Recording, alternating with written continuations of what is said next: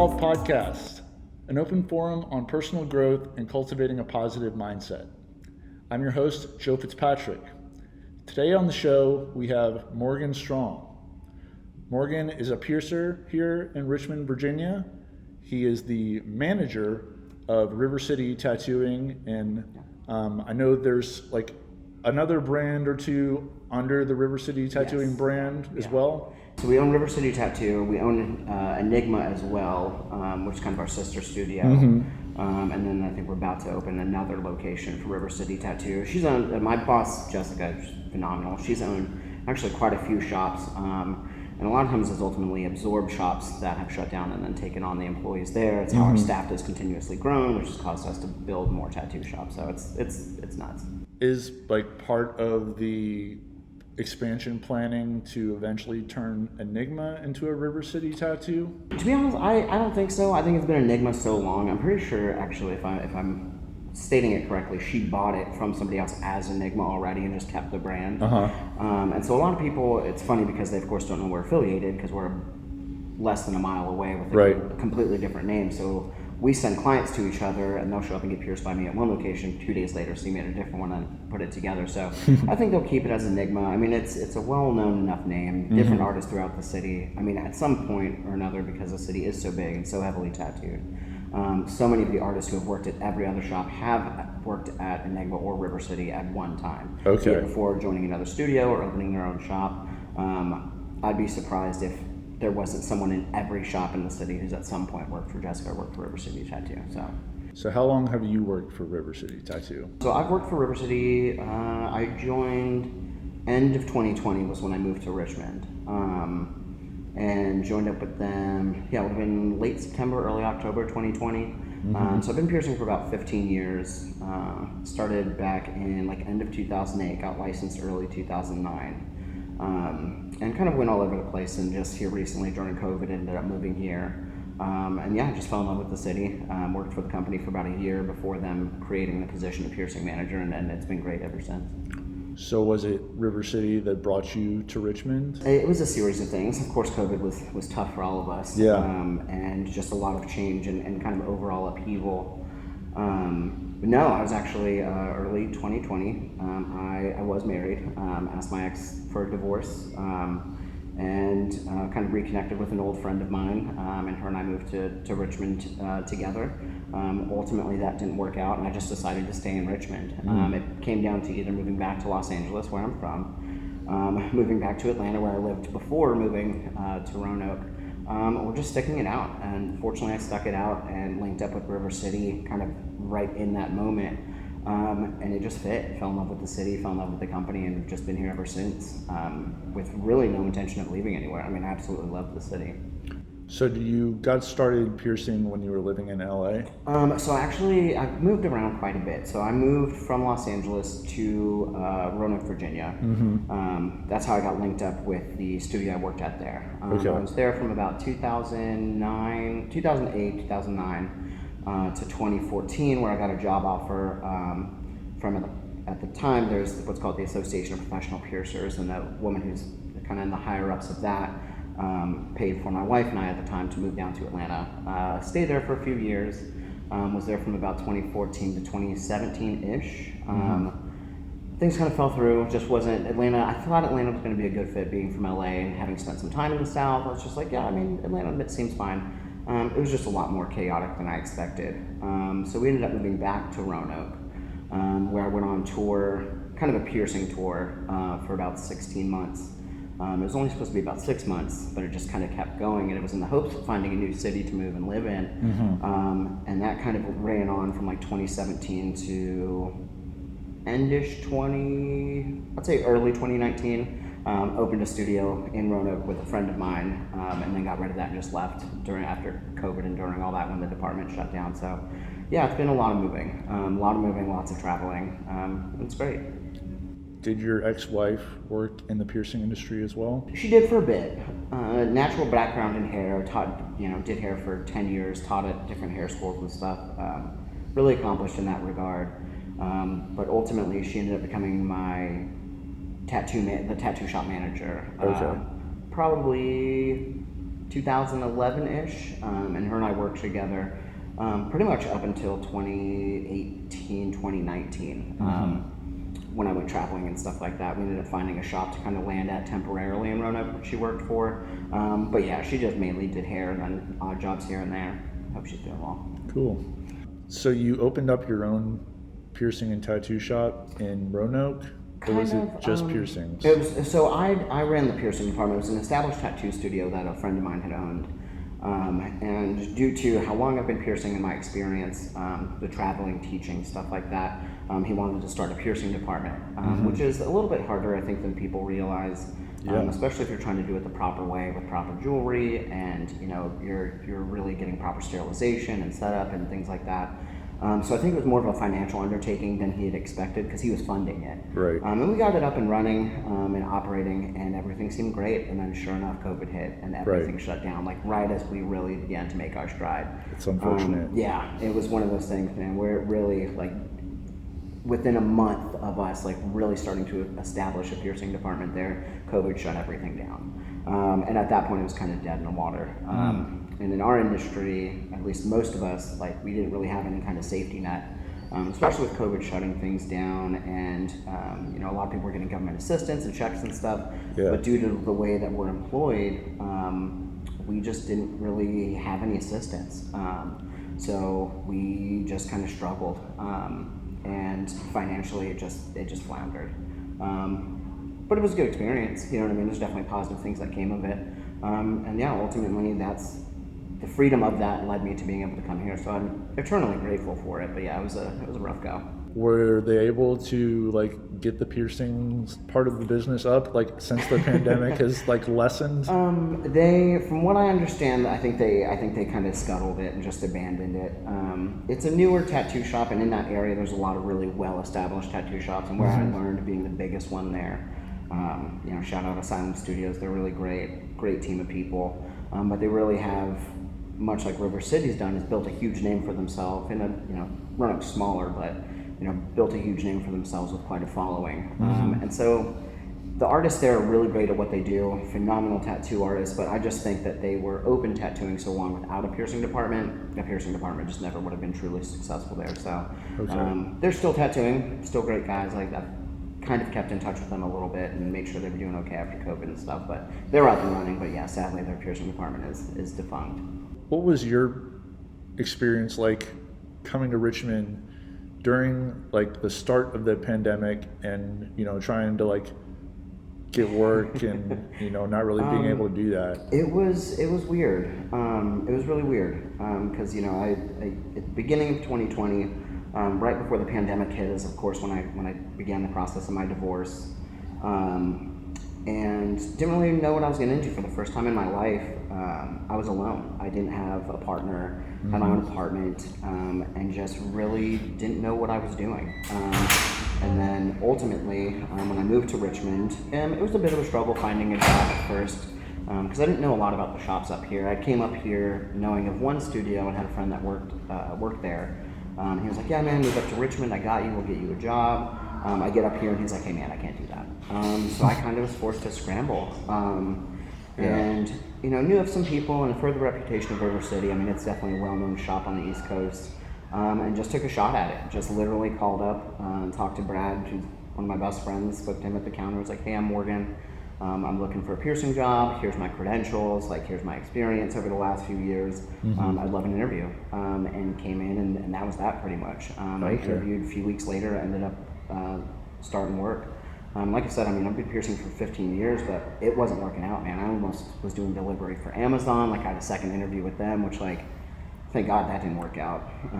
I really, like, financially and mentally couldn't be in a better place due to River City Tattoo and Richmond as a whole. It's been great. That's awesome. Yeah. So obviously you're, you know, heavily tattooed and pierced. A little bit. When did you start getting into that? Was that when you were in high school or before that? Yeah, I mean, I was definitely one of those kids that, like, you know, growing up in LA and especially growing up in like the, like, punk scene, you know, started getting pierced at, God, 11, you know what I mean? Started piercing myself and my friends at 13, and, you know, really never thought of a career of it. I just kind of did it as fun. And, kind of really once I turned like 18, 19, of course, when I could start legally getting tattooed, that's when it really took off. But yeah, I mean, I was getting, tattooed in garages at 16 years old. I think my first tattoo was a misfit skull on my leg, like every other single punk person. I think I saw that when you walked in. Oh yeah, I mean, it's definitely a conversation point because I feel like just about everybody I know has a misfit skull tattooed on them. But yeah, it was weird. It was something that I truly never thought would become such a career or such a passion of mine. Certainly not enough to pay the bills and make an actual life out of. So it's been great. But yeah, I was pretty young when I started getting into it. Was that misfit skull a stick and poke tattoo? It was done. It was not. It was definitely done. This was like 2004, I would say, probably. No, had to be before that. 2003, maybe. Just done in some random dude's garage. His name, I think, was Augie or something. Sounds like the name of someone you would get tattooed by in a garage. In a garage, yeah. He definitely fit the part. It was terribly done. I actually, of course, ended up getting it redone to try and fix it later on. But I mean, it was god awful. And I, like, even as heavily tattooed as I am, of course, people always ask about it. And they ask me, of course, how bad does it hurt? And I'm the biggest wuss when it comes to discomfort with stuff like this. It's kind of shocking that I'm as tattooed as I am because I hate it. I hate getting tattooed. I tell all my clients, like, don't let this fool you. Yeah. Huge wuss. Huge wuss. Have fainted more than my fair share of times getting tattooed. Really? Oh God, yeah. Yeah. When you got your arm done, that's blacked out, was that done intentionally or was that a cover-up? Cover-up. Total cover-up. Okay. Literally, I would say 70% of my tattoos are cover-ups. Oh, wow. My entire torso is a cover-up. Both of my sleeves are cover-ups that I've gone over multiple times. And of course, people look at it and, immediately think they were like, I got jail tattoos, so we covered them up. Or think that I got being from LA, they're just like, oh, are they gang-affiliated tattoos? No, they're just bad tattoos. Like, I just turned 18 and wanted to be as heavily tattooed as I could to impress whoever. Yeah. And just got garbage tattoos. So ultimately, we ended up covering this one. I think it took about 4 sessions, the first of which being the longest when we did the whole bottom side. But yeah, even this whole side's a cover-up. You can even see some of the, like, terrible old tattoos picking up. I mean, I am just riddled with garbage tattoos. I'm really glad that nobody can see my legs right now because it is bad. They're just absolutely the worst. Yeah. Well, I mean, you rarely ever see your legs on Instagram. Yeah. So yeah. I guess the secret is staying with you. Yeah, I'm cool with it. Yeah, I wear pants. This is actually maybe the third or fourth time I've worn shorts in like 2 years. Oh, wow. So, yeah. So yeah, I mean, you've been in Richmond for I can't believe it's only been like 3 years now. Yeah, been about 2.5 years I've been here total.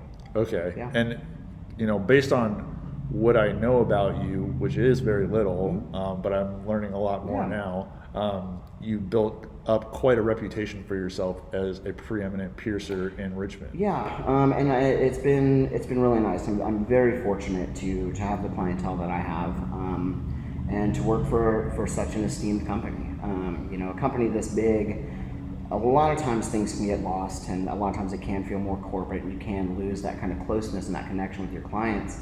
But I was very well received, and again, fortunately, just with my experience and with having taught classes and made connections within the industry and traveled a lot and gone to continued education for this stuff, this is the first time in my 15-year career that I felt I'm truly able to kind of flourish and utilize all of that. We have a mentor piercing program at River City that I have a huge part in mentoring with all of that. Jessica was one of the people that originally, like before all of this was really a thing, helped write the licensure, and the DPOR who regulates us, she helped kind of write the guidelines for it. Her license is number 1. So being able to work under somebody who is that esteemed and that knowledgeable, and being able to bring my knowledge to it and train other people and stuff, it's been really great. It's been really well received. The city as a whole is one of the most tattooed cities in America. And I was kind of worried about that when I got here, just how many shops there were and being able to be busy enough to make enough money. But sure. Fortunately, I definitely hitched myself to the right horse. Like I agree. It's been very, very well received, and I'm very handsomely compensated for what I do. It's great. That's great. Yeah. There is a lot of great artists here, piercing and tattoos. It seems like the piercing industry is in Richmond, as far as I'm aware of it, is small, but it is growing. Yes, it is. It is very small. And we are very fortunate enough, and being that our studio does have these connections and kind of reaches kind of heavily outward as far as studios go. The vast majority of studios do send people to us because there are a lot of strictly tattoo-only shops. Excuse me, which is fun because most of the shops that I ever worked for were piercing-only studios. And so it's great to kind of be back in a shop that has both and just kind of see the camaraderie between studios within the community. And being able to be a place that other shops can trust and send clients to, it's really nice.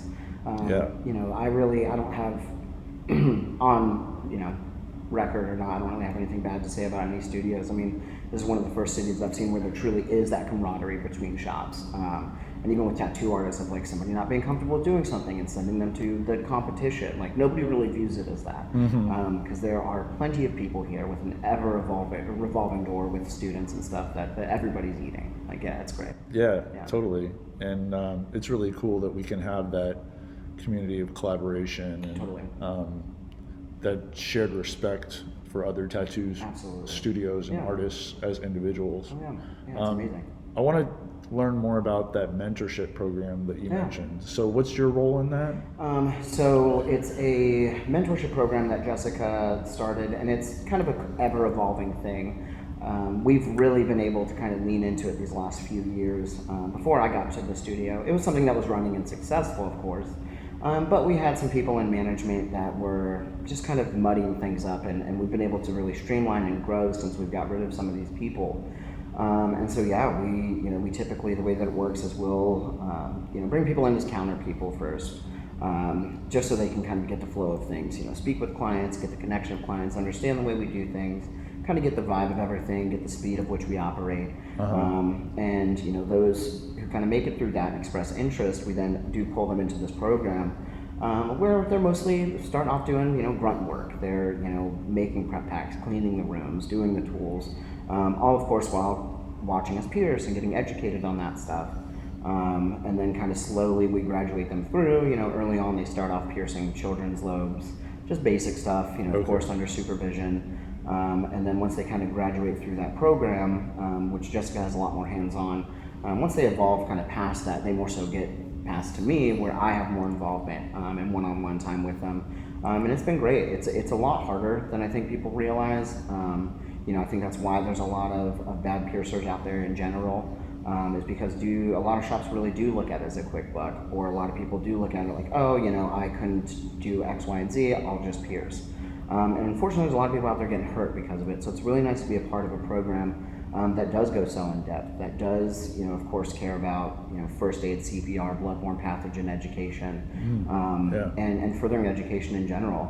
There's a conference every year that piercers can go to in Las Vegas. It's the Association of Professional Piercers Conference, and get continued education on everything from, orofacial anatomy to like body piercing in pre-Hispanic and Mesoamerican cultures. Like there's a huge continued education system for it.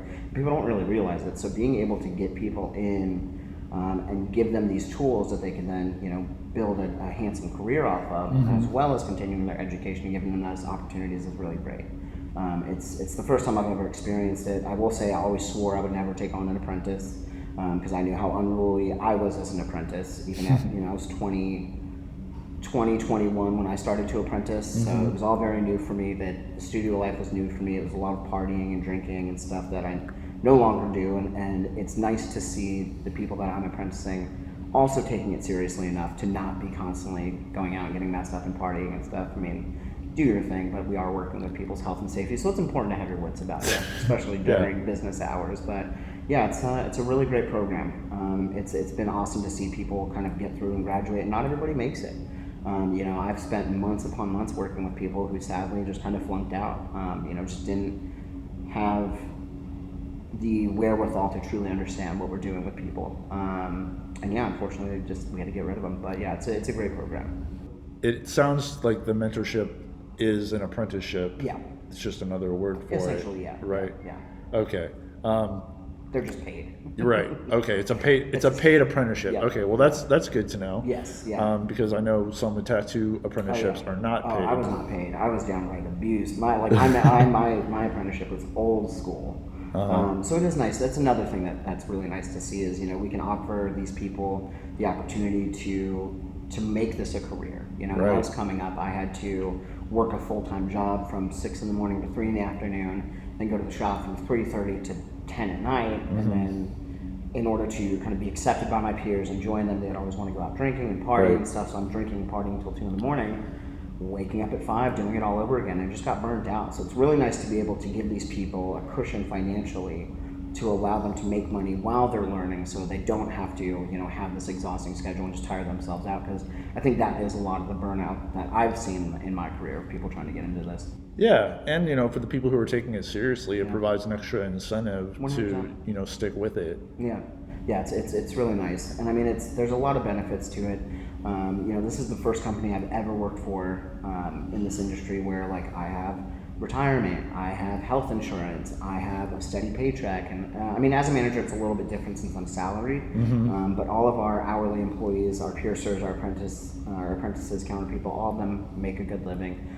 So it's really nice to work for a company that genuinely cares about retaining their people, because that's a huge thing I do notice in this industry that's just missing. Because a lot of people are replaceable just because everybody wants to be a tattooer, everybody wants to be a piercer, and again, sadly, not everyone can do it. Is that something that you think is unique to River City compared to other piercing and tattoo shops? I would say so. I think that, I've worked for a couple shops. There's a studio I worked for in Atlanta that paid hourly, I think it was hourly plus commission and then with incentives. Most studios I've ever worked for, it's commission solely. Right. Usually it's a higher percentage, but if you don't do anything that day, you don't make anything that day. And I remember when I first started, their weeks being, I made $40, and now I'm in a position to make way more than that. This year, I'm very blessed with this company. And I personally don't really know of any other company that offers, paid apprenticeships, health insurance, 401k. They definitely have made it kind of a destination spot where you can really put your feet down. And as somebody who traveled, extensively to do this and have worked for all these other shops, traveling and all that stuff's great, but I'm 35 now. It's time for me to actually have some sort of plan, and this definitely is the studio that allows me to do so, which would definitely be a huge difference from a lot of the other shops I've worked at before. Very cool. Yeah, it's awesome. Yeah, I'm 36 myself, so I'm basically in the same boat as you, looking for that stability, looking for that place where you want to be comfortable in your career. Yeah, absolutely. And I'm still looking for that, but it sounds like you're in a great place with where you're at now. Yeah, it's been great. I'm incredibly fortunate. Of course, it's a fun job, but it's still a job. I always try and remind people. And so, of course, we have our drama and our BS constantly. But I am very fortunate. It's something that I try and keep at the forefront of my mind of how fortunate I am. Especially on days like today, where being as heavily tattooed as I am. I got my hands tattooed at a young age, my face tattooed. And I was in my 20s. Unfortunately, there's not a ton out there. And so, not to disparage anybody who does, manual labor or anything like that, but I could have to be doing roofing right now as opposed to sitting in an air-conditioned building with my friends, watching TikToks, and getting to do something that I love every day. So it's something that I definitely keep at the forefront of my mind, how fortunate I am, because definitely it's not the most common thing that people have, Yeah, but also, our culture has changed to be more accepting and inclusive of people with tattoos and piercings. I work in a corporate job, and I'm grateful to say that I can have my hands, and my full sleeve tattooed. And I work from home, so the job that I do, thankfully permits people showing up with tattoos, and it's not an issue. Yeah, it's amazing. And I think that as it becomes more prevalent. In today's day and age, you can't go anywhere without seeing somebody with a tattoo or stretched ears or nose ring. And so it's come to a point now in society where you have no choice but to hire these people and accept these people, and truly realize that because we've got our hands tattooed or our face tattooed, we're still capable of doing any job that you want us to do, and especially with this generation, honestly, I'd say more so. With educations being what they are and people really pushing to do things they love. And I think that's one thing that COVID really kind of pointed out was, the idea that we don't all have to go out and we can work remote and be fine. Places are more accepting and a little more lenient with people, and I think that, as horrible as COVID was, I think it made things softer as a society. Of course, minus all the craziness thing that happened. Yeah, I definitely think it gave us all a lot of perspective on what's important in our lives. Absolutely. And the race part, obviously plays a major role in that. Yeah. It made us start to question how we want to be treated, and obviously, like the killing of George Floyd was a big wake-up call for a lot of people.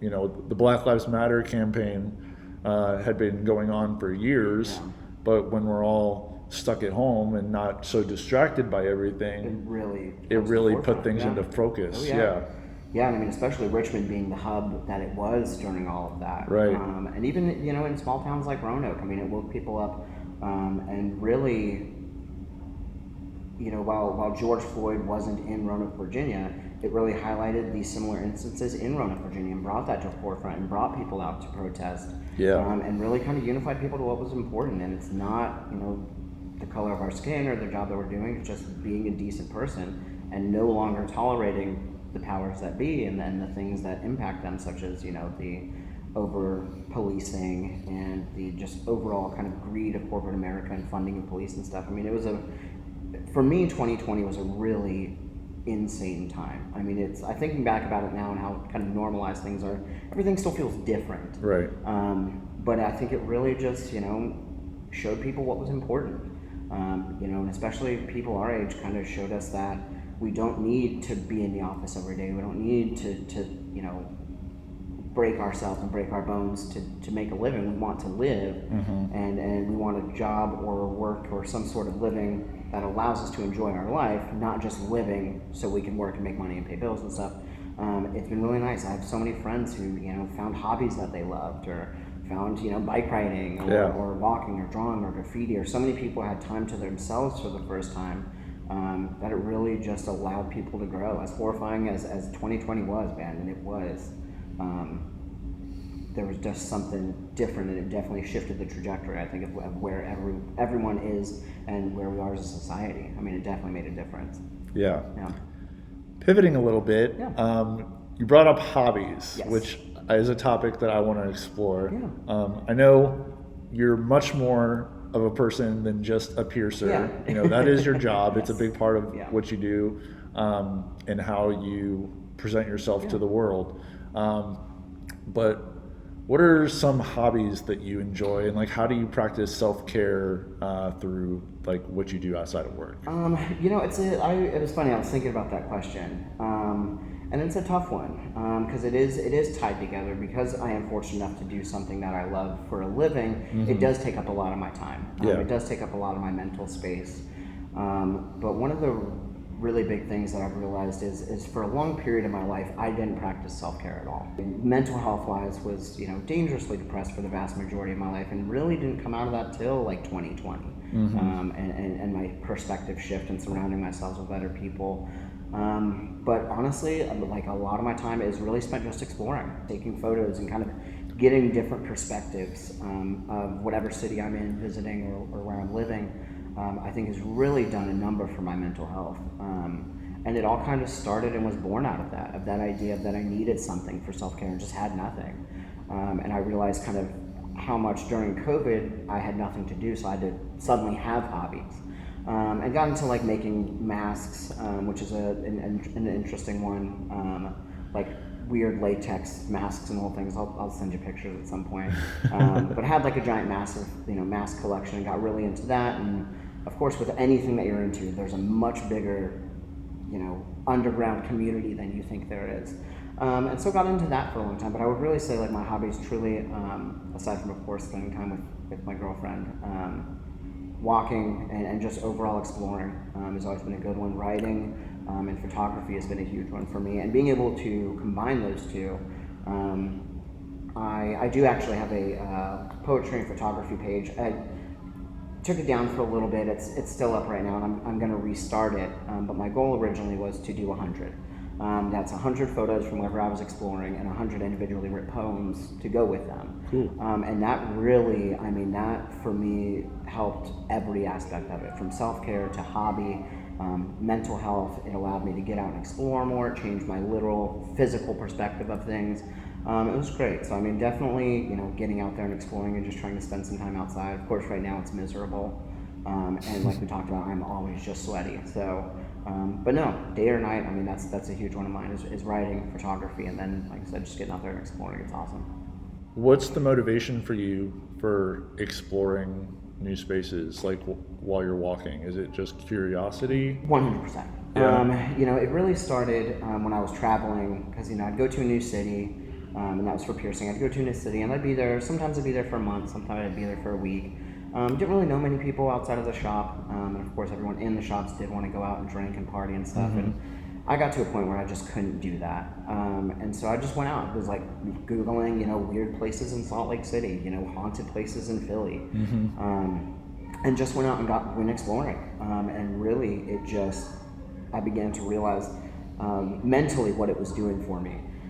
Because it was really, like I said, 2020 that I got out there when everything felt abandoned and, no one was outside and no one was doing anything, that suddenly everything was a playground. I could walk, climb anywhere. And then I realized the more that I did it, the better it was for my mental health, and just the happier I became. And it really just kind of snowballed, and just anywhere I went when I first got here, I looked up some old cemeteries and went explored. And then followed some train tracks one day and just found some, dope hideout spots. And then, of course, all the graffiti that's around here. I mean, it really was just curiosity and boredom. And it just led me to find something that I truly, truly love. Especially a city like this where there's so much history, and there is a lot of abandoned stuff. I mean, it really couldn't have been more perfect to land here and begin working on my mental health while finding something that I love doing. It was awesome. So when did you start getting involved with like urban exploring and photographing it? Honestly, that was a really young age. My father was a photographer, and I remember, being in high school in LA, and friends of mine and I, the first place that that I can really kind of pinpoint it, we went to this abandoned insane asylum. Like, it was just this really, really old building. That of course was creepy, and looking the way that I do and listening to the sad emo music and goth stuff that I do, of course, is perfect. You know what I mean? Very on brand. 100%. Like, people who see my photos are like, this checks out. And it just started from there. And there's also like the little excitement of course, like cops and being caught and running away and stuff, and that really kind of perpetuated it. But I mean, it's been a whole life thing, and it really wasn't until I had that time to remember it during the big pause. That I fell back in love with it. Recently, I will say I've been kind of bad about it. I've definitely gotten to that, like, I have a new apartment, I'm super comfortable, my girlfriend's always there, so like I need to get better about doing it, especially with this heat. One of my heel spur I told you about. But, no, it's definitely been something that for most of my life it's been there. I would say honestly, kind of parallel with my job. Like, most of my life it's been part of it. Is it something you've done with your girlfriend before? We have not, but we've been friends for a couple years. And so, most of the time I went climbing, obviously no one should do this, I was intoxicated. And so, like, I would, go to a show down in, like, Shockoe Bottom. And have a little too much to drink, be like, well, I'm not driving, so I'm going to walk home. And I live in Scott's Addition, so obviously people don't know. It's, it's a 6 mile walk. 6-7 mile walk, and I would just get drunk and be like, all right, there's a parking structure, and go climb that, take photos, and find buildings or use catwalks or fire escapes to get up to the top. And she was worried about me, rightfully so, like any sane person would be. And that was when I shared my location with her. I was just like, hey, here's my location. This way, if you see in the morning, you wake up and I'm still in the same spot, something happened. But no, so like she gets to watch my adventures through like the lens of like my photos or my actual physical location.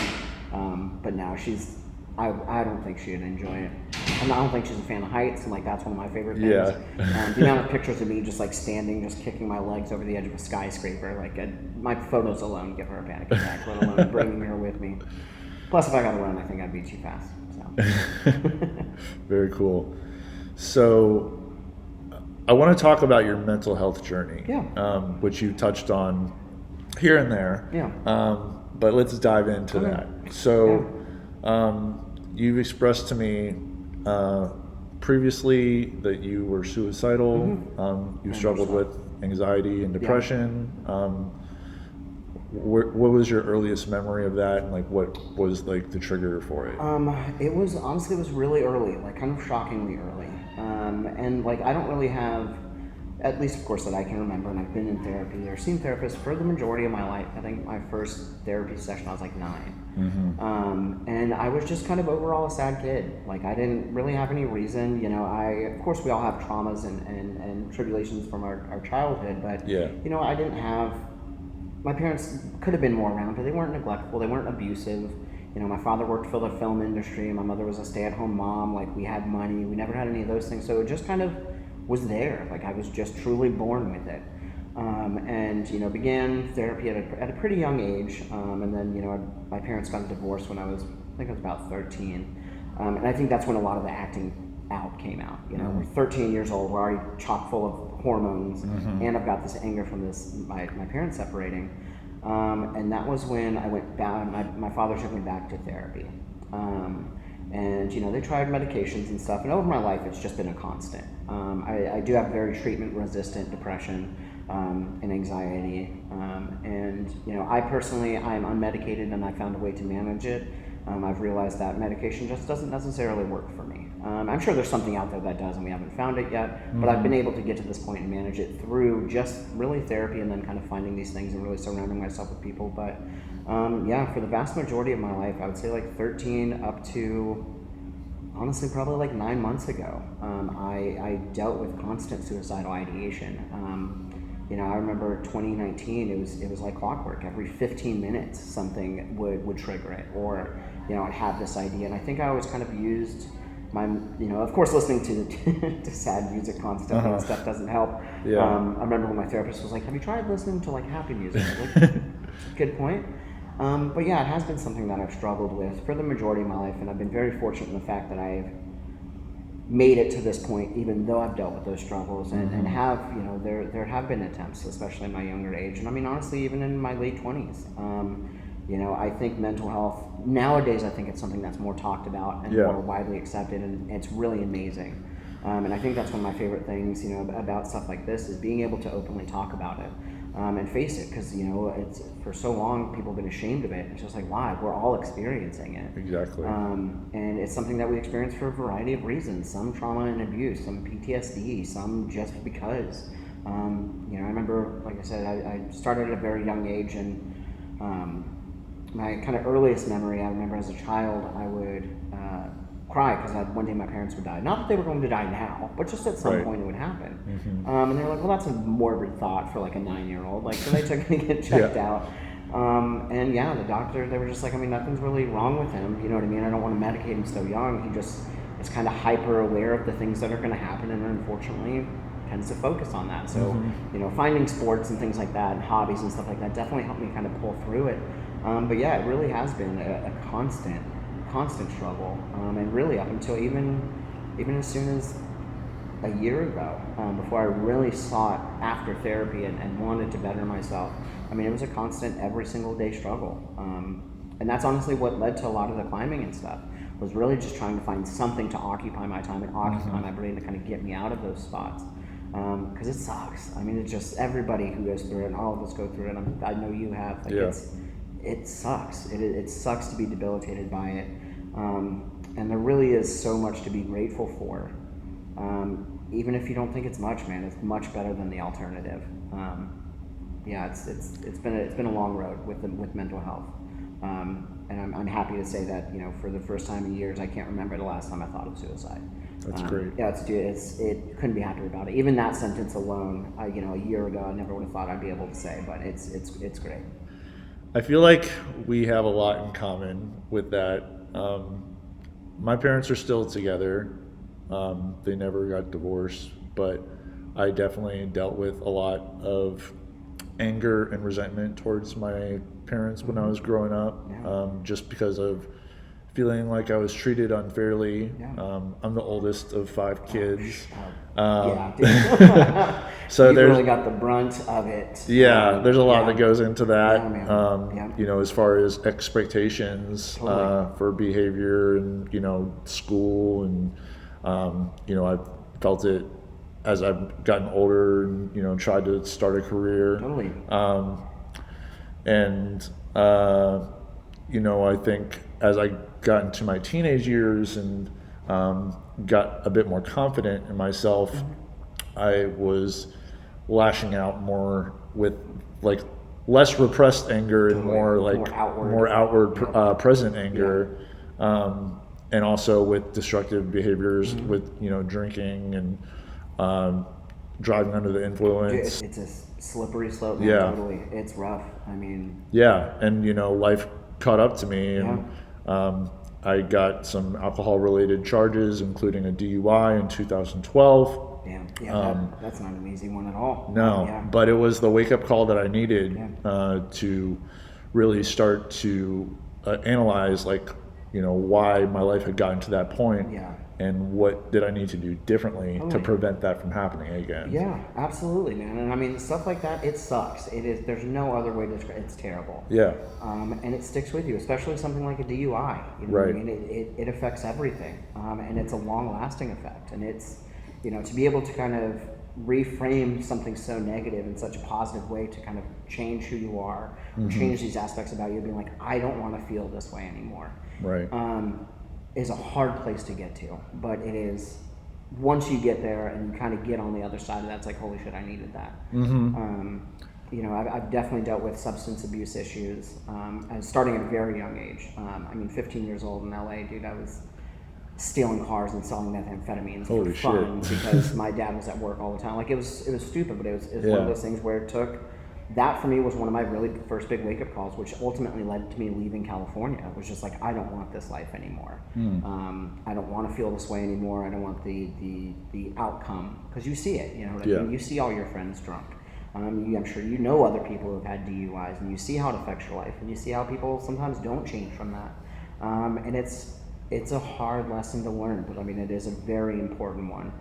And I mean, kudos to you for seeing that as your, you know, your kind of pivot point on that, and be like, absolutely not doing this again. Like, yeah, absolutely. I mean, it took a while for me to get to that place and have that sense of awareness about like how I wanted my life to change. But you know, going to group therapy as mandated by the court really forced me to really take an analytical approach to my life. And then I started seeing an individual therapist like 2 or 3 years later, when other issues arose, you know, in my relationships.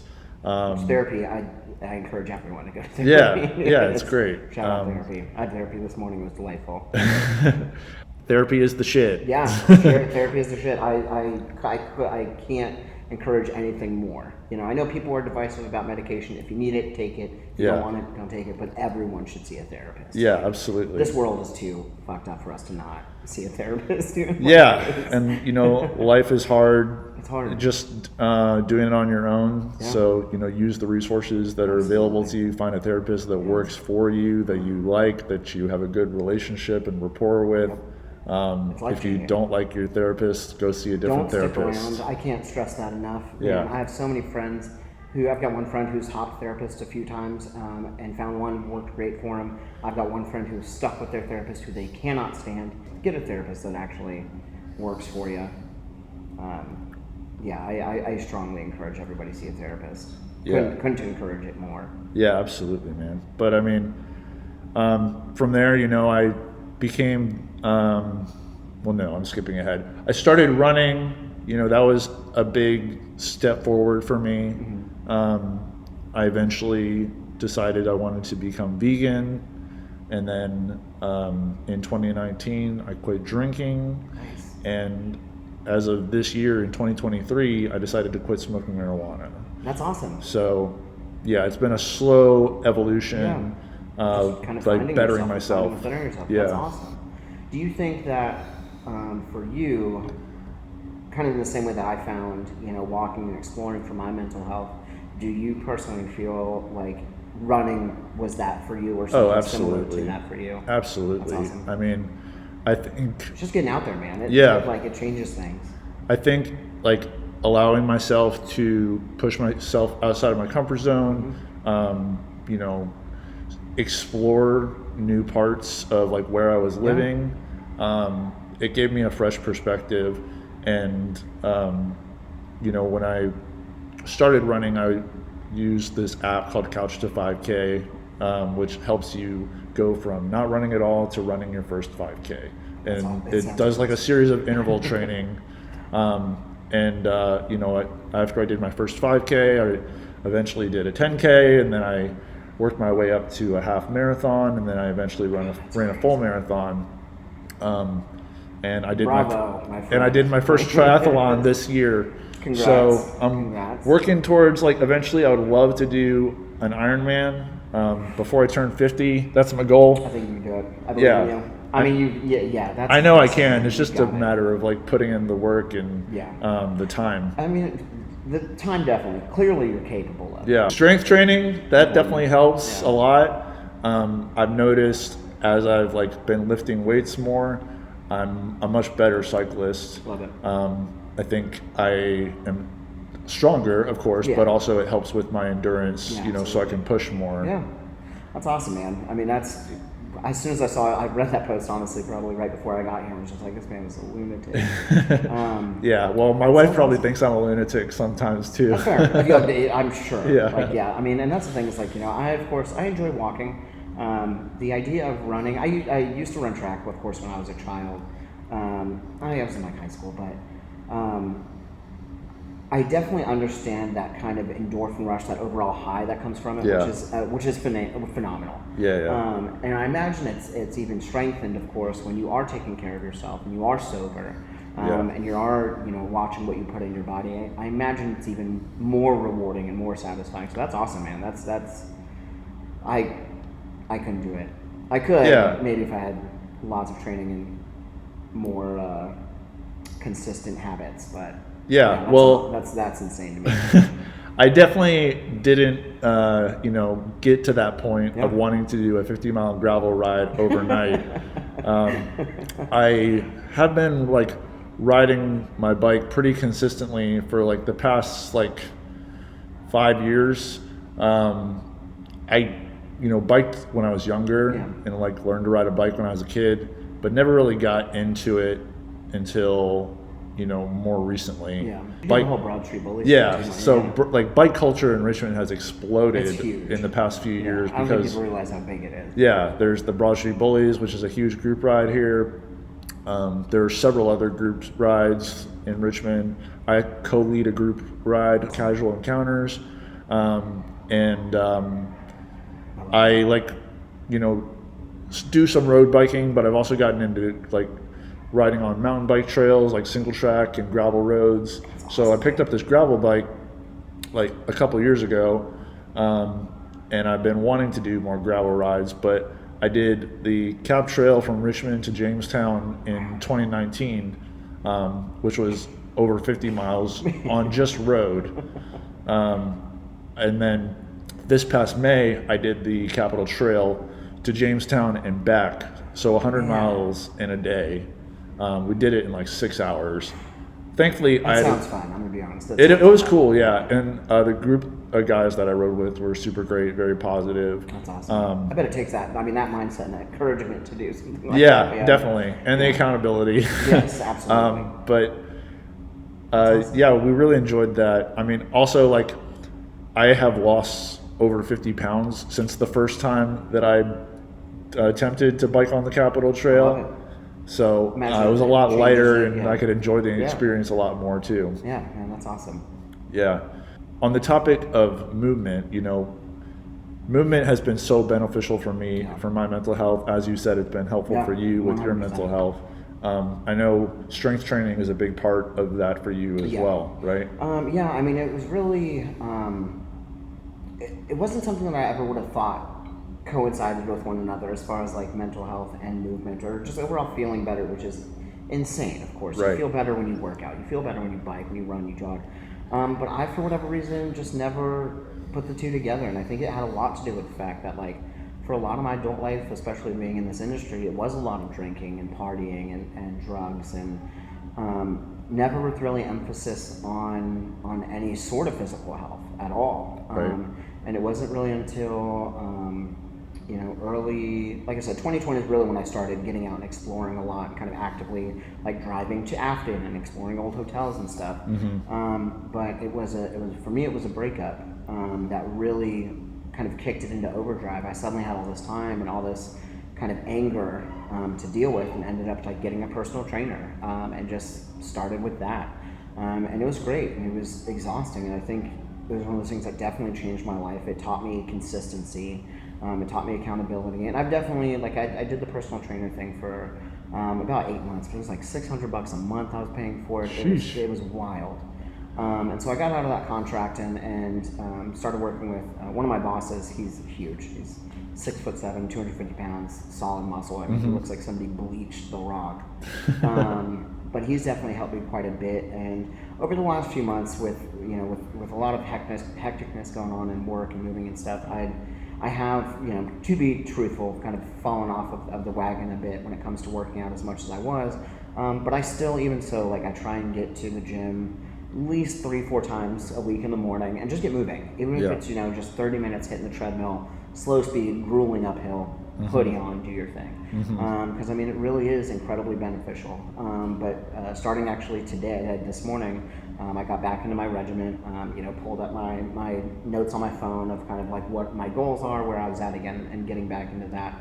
And immediately finished about 4 or 5 of my workouts, immediately got sick. Like, went to the bathroom, had to vomit, still went back at it, but I was like, man, I even in the few months that I've been kind of off of this, have fallen off. But really, like, movement has really played a crucial role in my mental health and just overall bettering every aspect of my life. If I get into a fight with the girlfriend, go out and walk, wake up early enough in the morning, head to the gym, lift weights, just get moving overall. And just kind of helped me get through so much. I was able to take out a lot of frustrations and a lot of anger, and truly learn a lot about myself through it, of wanting to push myself and being able to set goals and just like, all right, I want to bench press 150, hitting that goal, and just the joy that came from that, and that kind of using it as a way to propel your own motivation, your own consistency is awesome. Therapy and movement cannot stress that enough for people kind of struggling with mental health issues. I mean, it has definitely been transformative mentally and physically. It's been great. Clear, as you know. Yeah, you know what I mean? I'm well aware. Yeah. You're preaching to the choir on that one, but I'm with you. Yeah. I completely agree, and I think that it is important to do hard things. Yes. And, obviously for everyone, hard things can be different. Yeah, totally. But doing a form of movement that you are that you feel called to do and that you enjoy, or that you enjoy the effects of after, is so crucial. 100%. So definitely do that. Yeah. Let's talk about your decision to quit drinking and, like, stop partying. When did that happen? I do still drink. Okay. But I used to, so like I said, I mean, at a young age, I come from a long line of drug addicts. High functioning, very successful, never miss a day of work, never need a meeting, but we should probably have one. So at a very young age, I was kind of exposed to a lot of partying with my father working in the film industry. It was kind of glorified. Everybody in the film industry did cocaine. Everybody was doing methamphetamines and things like that to get through their workday. So it became a very normal, kind of natural thing for me. Yeah. And so I kind of dabbled with that at a young age. And then that was kind of one of my first realizations. Like I said, like, I don't want this lifestyle. Got up and out of there, and honestly remained drug-free. Didn't do any hard drugs or marijuana or anything like that. Probably until my drinking was off and on throughout that. But when it comes to drugs and alcohol, definitely stayed away from that up until I was in my early 20s. What started it was a doctor who put me on Percocet, and put me on that for a year. No plans of getting off or anything, just put me on that. And then I had to quit randomly, and had to go through withdrawals and detox and all of this. I mean, it was so horrible. and my brain was just absolutely fried. And during that time, I was trying to kind of reconnect with I had an older brother who he passed away of a heroin overdose. And I was trying to kind of get my shit together, and got it together, got off the pills and stuff like that. And then started, when I began traveling, I think that was when really my partying kind of got the worst. And it wasn't, it was excessive. I was pretty much on a 16-month bender, but I didn't really realize it at the time. Because, I'd go to one city for a week, and being there for a week, everybody's excited. They're happy to see you. They want to go out and drink and party. Right. Especially in today's day and age, I feel like cocaine is insanely dangerous. I mean, any drug is insanely dangerous at this point, but especially things like that. But it was just so widely accepted to be used while I was on tour and stuff. I never really thought much of it. And so, I go to a town, I'm there for a week, we're drinking, partying, doing cocaine, all of this stuff. And then I leave to the next town and their life goes back to normal. So they go back to their normal jobs and not drinking, not partying and stuff. For them, that was a little vacation. Mm-hmm. Well, for me, I go to the next town and it's the same thing again. Yeah. And the same thing again. And before you know it, it's been 16 months. I've lost sight of everything. I lost, it caused tremendous stress on my relationship at the time. And I just absolutely hated who I was. And so kind of came off the road a little bit more jaded than I went in. And it really was I ended up quitting opiates and pills and stuff like that 2020, early 2020 as well, because I truly began to realize that my surroundings, the people I was dealing with, my partner at the time, my lifestyle that I had, it wasn't that I definitely had an addiction, but it was because of those things. Because once I removed myself and I came to Richmond, all of that went away. The need for pills, the need for partying, the need for cocaine, all of that stuff just went away. And once I really began working on myself and truly facing who I was during those times, mm-hmm. And the damage that I caused to myself, the last year especially, I've really done a lot of work with my mental health and therapist and, excuse me, my physical health and getting my teeth fixed and stuff, because I let all that go, just kind of wasting away due to mental health and drug addiction. And so it's been, years at this point without any sort of opiates or anything like that. I haven't done cocaine in God knows how long. Still smoke a little bit of weed. We go out and drink, but not, drinking heavily. Certainly not to the point of sickness. Mm-hmm. Certainly not to the point of blacking out. That's good. And I would really love to. Moving forward, especially with trying to get back into the gym, I have no choice but to cut back. Even though drinking's more of a weekend thing, I hate being hungover. I'm 35. It's the worst. It is the absolute worst. Yeah. There have been some nights where we've gone out and grabbed a couple drinks and went to Ham, had a nice dinner and went out and grabbed drinks, and as fun as all that is, and as much fun, nothing is worse than a hangover. It is poison. Mm-hmm. It is brutal. I hate it. So my next goal actually is cutting back drinking. It's an ever evolving journey, but it's been where I've got to is definitely light years from where I was. So I mentioned earlier that I quit drinking in 2019, and I did it for similar reasons that you're describing. You wanting to cut back. Yeah. I hated feeling hungover. I was trying to prioritize a more active lifestyle, and I just got to a point where I realized it's not going to add any value to my life if I continue drinking. Yeah. Even if I was just having one or two drinks, I would still feel like crap the next day, and I would be less inclined to go out for a run or totally. Go for a bike ride. I wasn't lifting at the time, but I'm so glad that I developed that habit and changed my lifestyle in that way before I started lifting, because it's not something I have to worry about. Yeah. And lifting with any alcohol in your system, even the night before, is god awful. It couldn't be worse. Yeah, and thankfully, non-alcoholic options like mocktails and non-alcoholic beers are much more available now, and a lot of restaurants will carry them, or bartenders can make you a mocktail. Totally.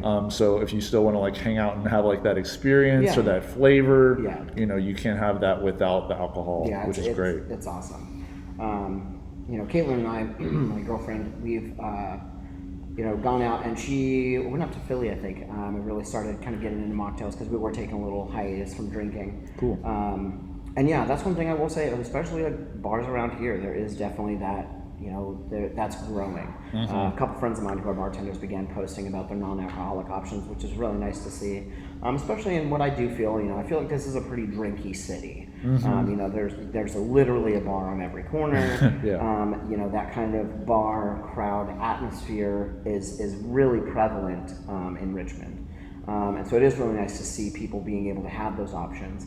For me, to be honest with you, I don't know that I could be at a bar and not drink, namely solely because of the people. I feel like for me, if I'm not on their level, drunk people just annoy the hell out of me, which should say something about drinking in general, because then if I'm drunk, I'm probably one of those annoying people. But it is really nice to see that there are those options out there, or that like if I wanted to, I could go out and grab a nice dinner with a nice alcohol-free cocktail or mocktail. Sure. It's great to be able to see stuff like that. And I mean, hopefully that will kind of change the overall atmosphere of drinking as a whole in the city. Because I mean, it really is. It's not good. It's not. Right. There's it's so no secret. many benefits from. There's no secret. There's so many benefits from quitting drinking alcohol versus continuing to drink, especially on a daily basis, or to the point, even if it's not necessarily on a daily basis, but the points where you do to where you are drinking and just getting drunk. There's nothing but upsides to not doing it. Right. 100%. Now that said, it is totally capable. Yeah. You're totally capable of having a healthy relationship with alcohol. Like my wife Suzanne, she'll at maximum usually have only like 2 or 3 drinks, and then she has the self-control to cut herself off and not feel bad the next day. Yeah. Obviously, not everyone has that level of self-control Yes. And self-awareness. Yeah. But if you can cultivate that and be more aware of like what your limits are, you can still have like that cocktail at the bar and you not feel so bad the next day. Totally. And I mean, I think that's kind of where I'm at with my relationship with alcohol. When I first moved to Richmond and first got here, definitely not. I was definitely one of those ones going out with everybody drinking all the time. But it's nice to be the one in the friend group where like I stopped drinking hours before everyone else, and so suddenly it's midnight, I'm sober. Yeah, you can be the DD. I could be the DD. I could take people home, or I'm the one feeding people water and just doing stuff like that. So getting to a point, I will say, not everybody can do it, but getting to a point where you do have that kind of relationship with alcohol, it is nice because you can not drink for weeks or months and then have a drink and or have go out to dinner and have a couple nice cocktails and call it quits so you're not too tipsy. It is a fine balance, but it definitely takes work in knowing yourself. And honestly, I think it has to do with having kind of a handle on your mental health. Yeah. You know what I mean? I think there's no denying that there's a direct correlation between people who don't know that limit and the state of their mental health. And once you kind of start to get your mental health in check, you can start checking yourself and having more balances and boundaries with other things, I think. Yeah, and it goes both ways too. I know for me personally, like getting my physical health in order was necessary for me before I could start really addressing my mental health. Totally. Yeah. So everyone has their own journey, and whatever you start with is a good place to start. 100% to start. Yeah. I mean, that's it. Like, no matter what it is, whatever it takes for you to start, or whatever your first step is, even if it's something that's as small as putting your feet on the ground and choosing to make a small change. I mean, you just have to start. And I think that's kind of the biggest thing. Absolutely. Is, once you build up some momentum, it's easy. You know what I mean? It gets easier at least. Right. But it really is about just kind of starting to make that choice of improving, be it physical or mental or spiritual or whatever the health is. It's just starting. I think that I know I personally struggled with that quite a bit at first, and I know plenty of people who do. Like, it's really just that first step that's scary to take, be it quitting something or starting something. It's tough. Absolutely. But absolutely crucial. Yeah. What would you say is your biggest why for the work you do as a piercer and making a positive impact here on the piercing community here in Richmond? I think for me, it really came here recently when I really began to do the work for my mental and physical health. You know, it's like we spoke about with mental health, like for so long in my life, I didn't want to be here. It really was a sometimes minute to minute struggle to get through the day. And it really was once I began working on my physical and mental health that I truly realized just honestly how great it is to be here. And how fortunate I am to have this moment with my clients or have these moments with my friends or just be alive in general. And, you know, kind of making that transition, you know, I'm still, you know, I'm not going to say I'm the pinnacle of mental health, but, you know, being in active therapy and truly being able to see the joy that I'm capable of not only creating but also cultivating in my life has really been a huge drive just for me as a person in general, piercing and outside. And one of the biggest things, you know, that I really enjoy about piercing is it is a very intimate moment between me and somebody. You know, and a lot of times it's hard to remember that. You know, I'm doing 100 piercings a month.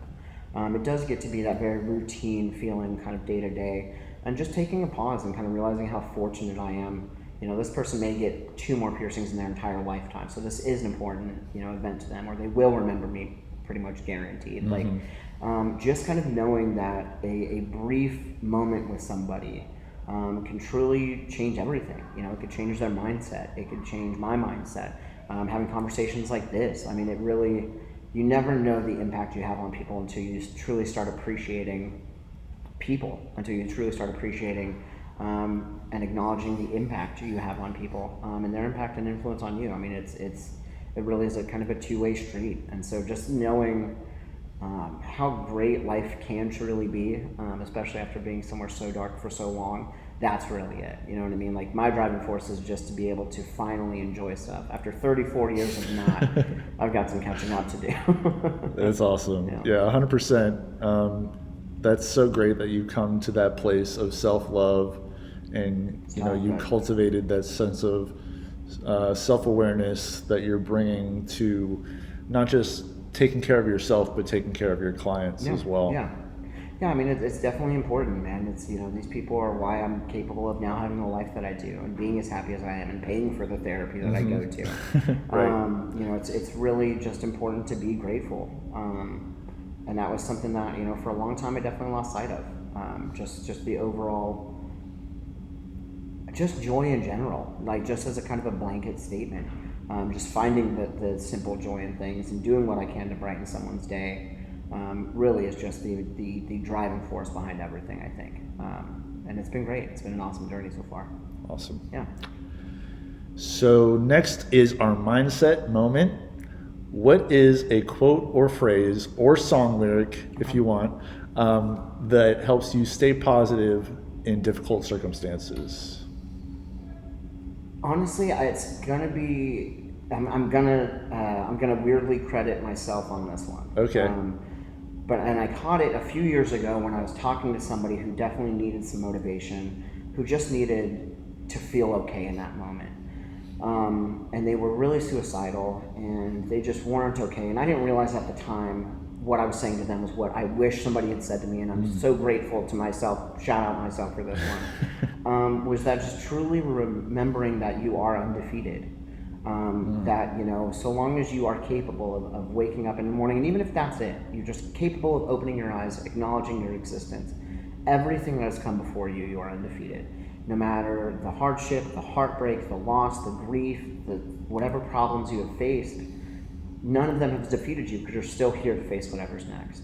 And so that thought alone of, you know, there's so many countless moments in my life and everyone's life that we think, how am I going to make it past this?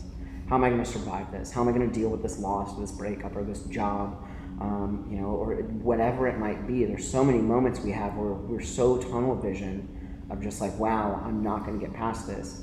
And every single time that you have thought that, you've got past that. And so long as you are capable of waking up in the morning, putting your fucking feet on the ground, taking a deep breath, you're here. And in that, you remain truly undefeated. And that, for me, when I said that to them, I was like, holy shit. I was like, I don't know how I just gave you and myself a pep talk at the same time, but I go back there every time. Like, when I'm just like, man, how do I get through this? And I remember a year ago when I had that same thought and I got through it. I'm just, you know, taking mental notes, send it back to past Morgan, like, you got through it. And you'll get through this, and a year from now, you probably won't even think about this problem. But it really is just knowing and just giving yourself some grace and just reminding yourself that you are undefeated, and none of the bullshit that you've dealt with so far has been able to take you down. And we've seen so many people go, be it at their own hands or addiction or, mental health or, COVID or cancer or whatever it is. Like, those people don't get to wake up. Something, unfortunately, got to them. Right. And you're still here to get it, man. So just get it. Like, there's no point to not have a good time. And just remember that you're undefeated. I think that's the crucial part. Hell yeah. I love that so much. If you don't have that tattooed on you, do you plan on getting it tattooed? I think at some point I need some version of it. My reminder tattoos are on the tops of my hands. It says "Be nice and let go." Nice. Be nice is mainly for me because I have a hard time acknowledging my accomplishments, which I was my therapist. Her and I worked on that. I'm very proud of myself, and that's one of the first few times I've said that.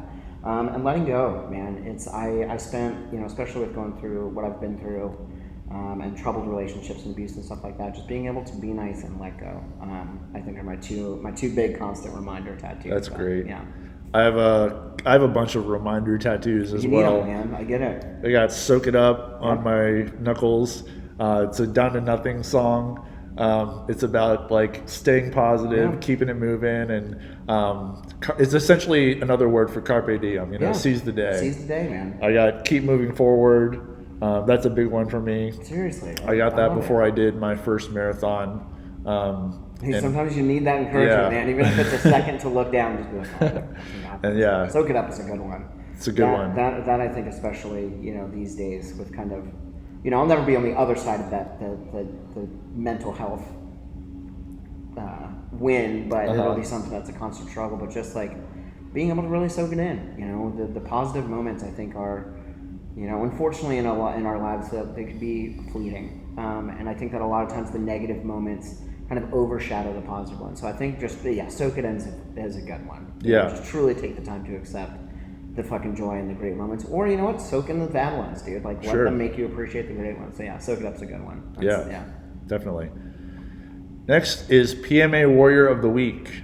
Who is someone who inspires you to keep a positive mental attitude? I'm going to give this one absolutely to my partner, Caitlin. Just the way that I've been able to witness her navigate the world, the way that I see her draw boundaries, the way that I see her acknowledge those boundaries and stick to them, her overall ability to just encourage me to be a better person. Man, I mean, she has just truly come into my life. She was honestly the reason I went to therapy to begin with. Really? Just because I had a lot of really, really bad relationships and a lot of trauma associated with them. And when her and I began dating, I was like, I don't want I can't let that past fuck this up. And so, she is a constant inspiration. Just the way that she navigates the world, who she is, as truthful as she is to herself, the way that she interacts with others, the way that she's a constant joy in everybody's life around her. I mean, her existence alone, dude, is encouragement enough for me to get up. For one, she's beautiful, so I gotta go to the gym. I gotta try and keep this a little bit tight. And just overall, her presence, man, her existence makes me a better person and truly encourages me to soak it up. Awesome, dude. That's great.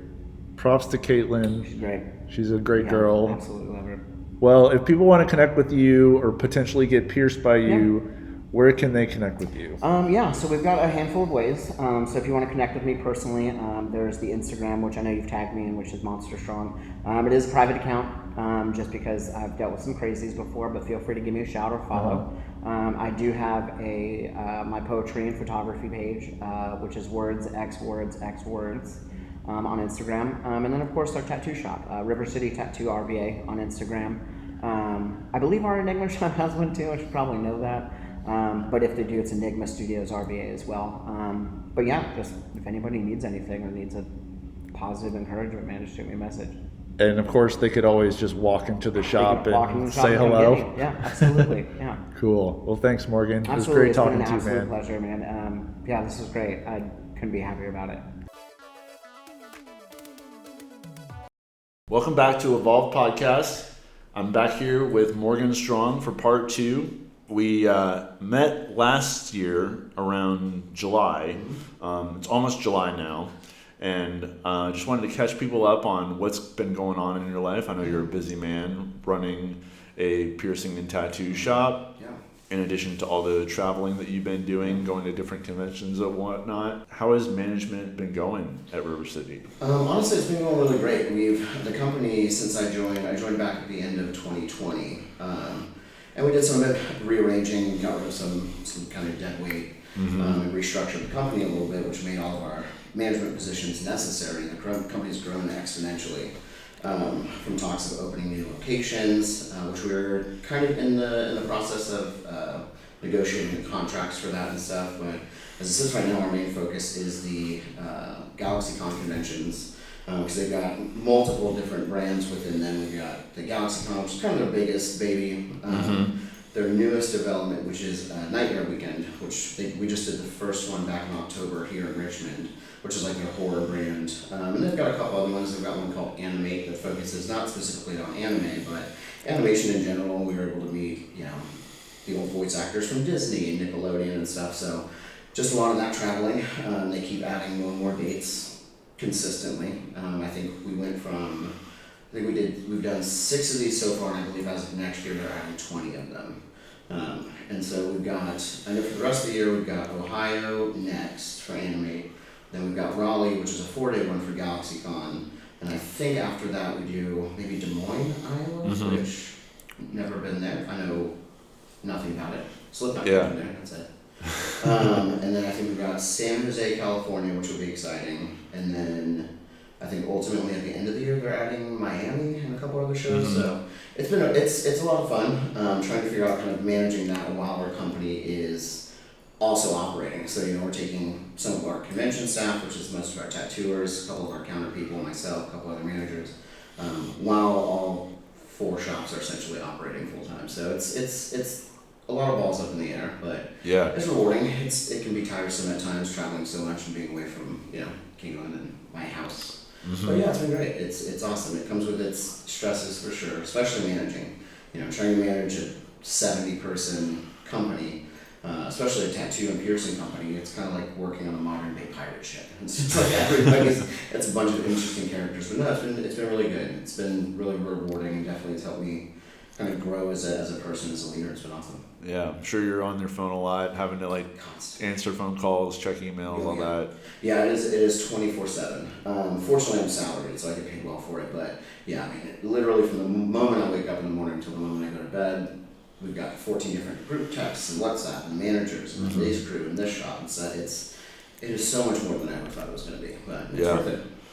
So I know it's been the piercing and tattooing industry has been getting more involved in anime conventions, and Anime Inc. is a big convention that Black Rabbit helps put on. Kimberly Graziano, she's the founders of that, along with Tanis, and it's cool to see you guys getting into that too.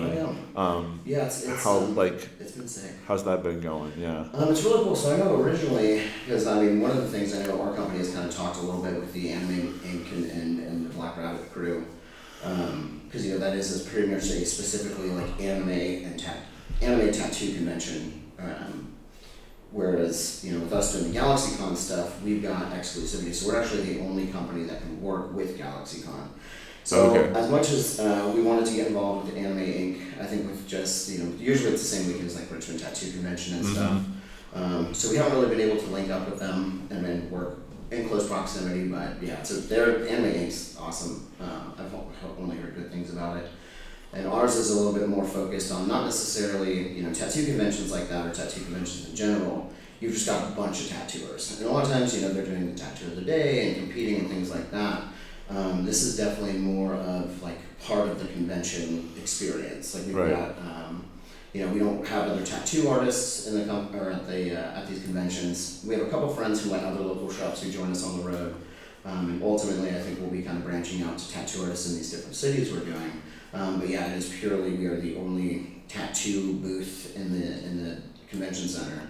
And we do things like celebrity tattoo packages, where if somebody wants to get William Shatner's autograph and they want to get it tattooed, it's a whole kind of folded in package. You have just a videotape and then working with them. So it's been really cool to see the difference between tattoo conventions that I'm used to working at versus this, which is a like sci-fi fantasy fiction convention that is now going to start to fold our tattooing into it. It's been awesome. It's cool seeing like the tattoo culture being incorporated into that, and complementing that. 100%. And I mean, that's the thing, is it really is. It shares two of the biggest same fan groups. You know what I mean? I don't know a single friend of mine who's heavily tattooed who doesn't have some sort of, sci-fi horror nerd tattoo. So it's really cool to begin to be a part of that and see how tattooing and piercing has become a lot more accepted in mainstream media. Not that it hasn't, in recent years, but 20 years ago, before I even got into this, stuff like this was unheard of. And now we're seeing, celebrities wearing, jewelry distributors that we carry in the shop and stuff. So it's become a lot more high fashion, a lot more accepted. It's a lot of fun. Yeah. I see you're also wearing some jewelry. Oh, yeah. Is that some of the pieces you're talking about? Oh, yeah. Yeah, some of the stuff that we carry. We try and, I'm kind of the diva of the group. If we drive to a convention, I fly there instead of driving, and I'm just a little pressier, so I constantly wear all gold jewelry. I used to wear yellow gold, then it switched to rose gold. I like it. It suits you. Yeah, it's if you want to sell it, you gotta wear it. Yeah. And so especially with it being more of a high fashion thing, a high ticket item, like it costs a lot to look like this, but it's worth it. Fortunately, I get a discount. Yeah, that helps for sure. I know for the past year you've been really busy touring at conventions, and I was wondering how that experience has been affecting you in your physical and mental health, like you talked about in the past. Yeah, it's crazy too, because I was actually just thinking about this the other day. When we kind of talked about the touring before. Yeah. Just this kind of constant piercing and go to a city and drink and party and do all this stuff and go to another city and do it. It was a lot easier for me then, and I've kind of realized this here recently. It was a lot easier for me to do that then because I didn't like my home life. I was in a terribly toxic relationship. Didn't really have anything to look forward to coming home, and so it was really easy for me to stay on the road. I didn't mind traveling all the time. But now, especially with the last couple of years of building and cultivating this life that I actually love and want to be a part of, and my girlfriend, my pets, and my apartment, everything I love is at home. It's a lot harder to go.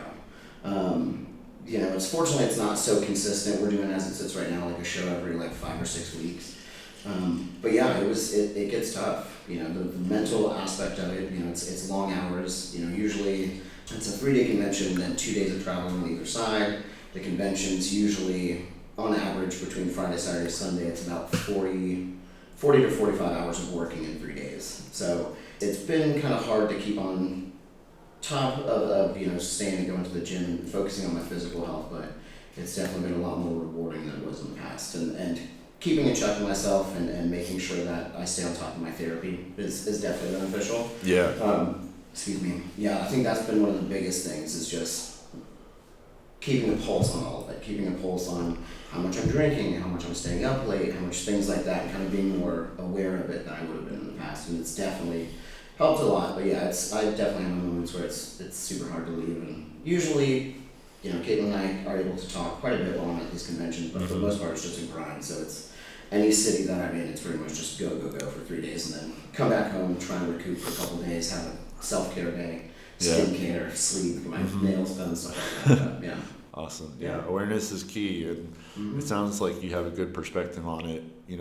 Judging from your past, where you were, and where you're at now, and where you want to be going forward. Yeah. That's great. And how is your experience now, with partying and going out at these conventions compared to the past? Yeah, it's entirely different. It's awesome to be able to truly have a perspective where I see both sides of it. So even with these conventions, there's, everybody we work with, nobody really parties and all, we all drink a little bit here and there, especially at these conventions after hours, and sure. Being part of the convention and being part of kind of the cool kids at the convention where we're the tattoo party people. Most of us are just boring, to be honest with you. Most of the nights, it's a really long day, especially Friday night, coming in Saturday, we're 8 in the morning till midnight. Yeah, most of us honestly just go back and go to bed these days. The most recent one we did in Oklahoma, we actually had an Airbnb where we all stayed. We had a couple people stay at the convention, in the hotels, to be the first ones there in the morning. But yeah, for the most part, we literally just DoorDashed a bunch of food and played Elden Ring all night. So like, Sounds great. It's such a drastic change from like this like prior years, going out, being in a new city, we're going out every night, we're drinking, everybody's partying, like people are doing drugs, like it's such a night and day difference, and I'm grateful that I'm not who I was then doing this now, because it'd probably be entirely different. Yeah, I mean, I'm sure your maturity has a lot to do with that, and also just the people you choose to surround yourself with. 100%. It makes a huge difference, and therapy, shout out therapy, Casey's great. Yeah, absolutely. Are you able to meet with your therapist virtually while you're traveling? Yeah, so her and I actually, I started seeing her, I was actually looking at it a little over, I think we're at like a year and a half of our sessions. And I know we kind of talked about last time, the catalyst for me going to therapy was kind of past traumas and relationship stuff, and dating who I am now, and wanting to make sure that trauma didn't influence this relationship, and ultimately it's just become one of the most beneficial things. And so originally I just literally got online, Googled like therapy, Richmond, relationship trauma, self-harm, abuse, and like went through a couple people and found her, and she was actually from Richmond, but I think at the time she was living up north, so we've just met visually since we started, but she just recently moved to Seattle, I think 6 months ago. Which is a little tough because like I had the 3-hour time difference. Yeah. On top of that, like moving took her out of my network, so Right. it went from like $30 a session to like $150 a session. Dang. Sometimes with these I've had to actually like fully postpone my therapy appointments, which that gets a little bit tough, especially with her schedule, my schedule. It can go from we're supposed to meet Friday to like, all right, 2 weeks from now we're going to meet. But she has done really well at making herself readily available. And there's definitely been a couple times I've been on the road, like homesick and depressed and like agitated with the stress of the convention and overstimulated by so many people. Because outgoing as I can be, I definitely get social anxiety pretty substantially. Sure. And so when we're slowly going to these conventions, we're in a room with 30,000 people, it can definitely get exhausting. So she's always there. I've talked to her a couple times, and I'll be like, hey, I'm having some issues. And there's some tools that she's like given me to work through, which has just been incredibly beneficial and just become second nature at this point. So hopefully I don't need to reach out to her too much, but yeah, it's been great the times that I've needed to. Sounds like you've really established a special relationship with her that's been really helpful for you. Yeah. And that's great that you can continue your therapist-patient relationship even though she's not in the area anymore. I mean, honestly, that was one of the big things is, when we started working together, I didn't know kind of how long I was going to stick with it, or if I was capable of doing so, or like if dredging stuff up was a good idea. And when she informed me that she was leaving, she was like, listen, I've got some friends, I've got some people I can connect you with, they're great, like I promise you they'll take great care of you. Mm-hmm. And I was like, absolutely not. I was like, I don't care what it's going to cost me to continue seeing you.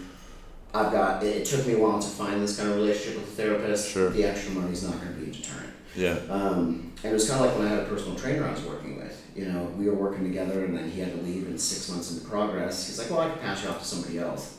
I was like, no. Like, I've spent so much work, and you know how I work, and it's the same thing with working out your brain in therapy. I didn't want to start over with somebody and be like, all right, let's go back, we'll start 10 years ago and start dredging up that trauma. Like, I was just like, we'll just stick together. And yeah, it's been great. I went from therapy every single week. Once things started to feel a little bit better, I started to get, some of these tools that she's given me. We started kind of dropping down to like twice a week. And then there's been times where we've put it out, we'll say, all right, we'll meet 3 weeks from now. We do another 3 weeks from now, and I'm realizing, I'm not in a great headspace, this work has been stressful, I need in sooner. So we've kind of fluctuated and changed our schedules a little bit a couple times. But yeah, it's truly been life-changing, and it's great to know that I have that support system really wherever I'm at. Yeah, that's a great point too, how like you can change the frequency of how often you're going to therapy based on like what your needs are. 100%. It doesn't have to be like every week or every other week. It can be once a month. It could be, once a year even. Yeah. If you're really doing that well, Yeah. and you don't need to. You feel like you're in a better space. Mm-hmm. That's something that's I think is a good reminder for everyone. Like, still go to therapy, but do it at a frequency that makes sense for you. And and listening to yourself about it. There have definitely been times where, I know I should have probably increased my therapy a little bit, or like, added an extra session, and just kind of being me, being like, I'll just kind of tough it out. We'll talk about it later. Yeah.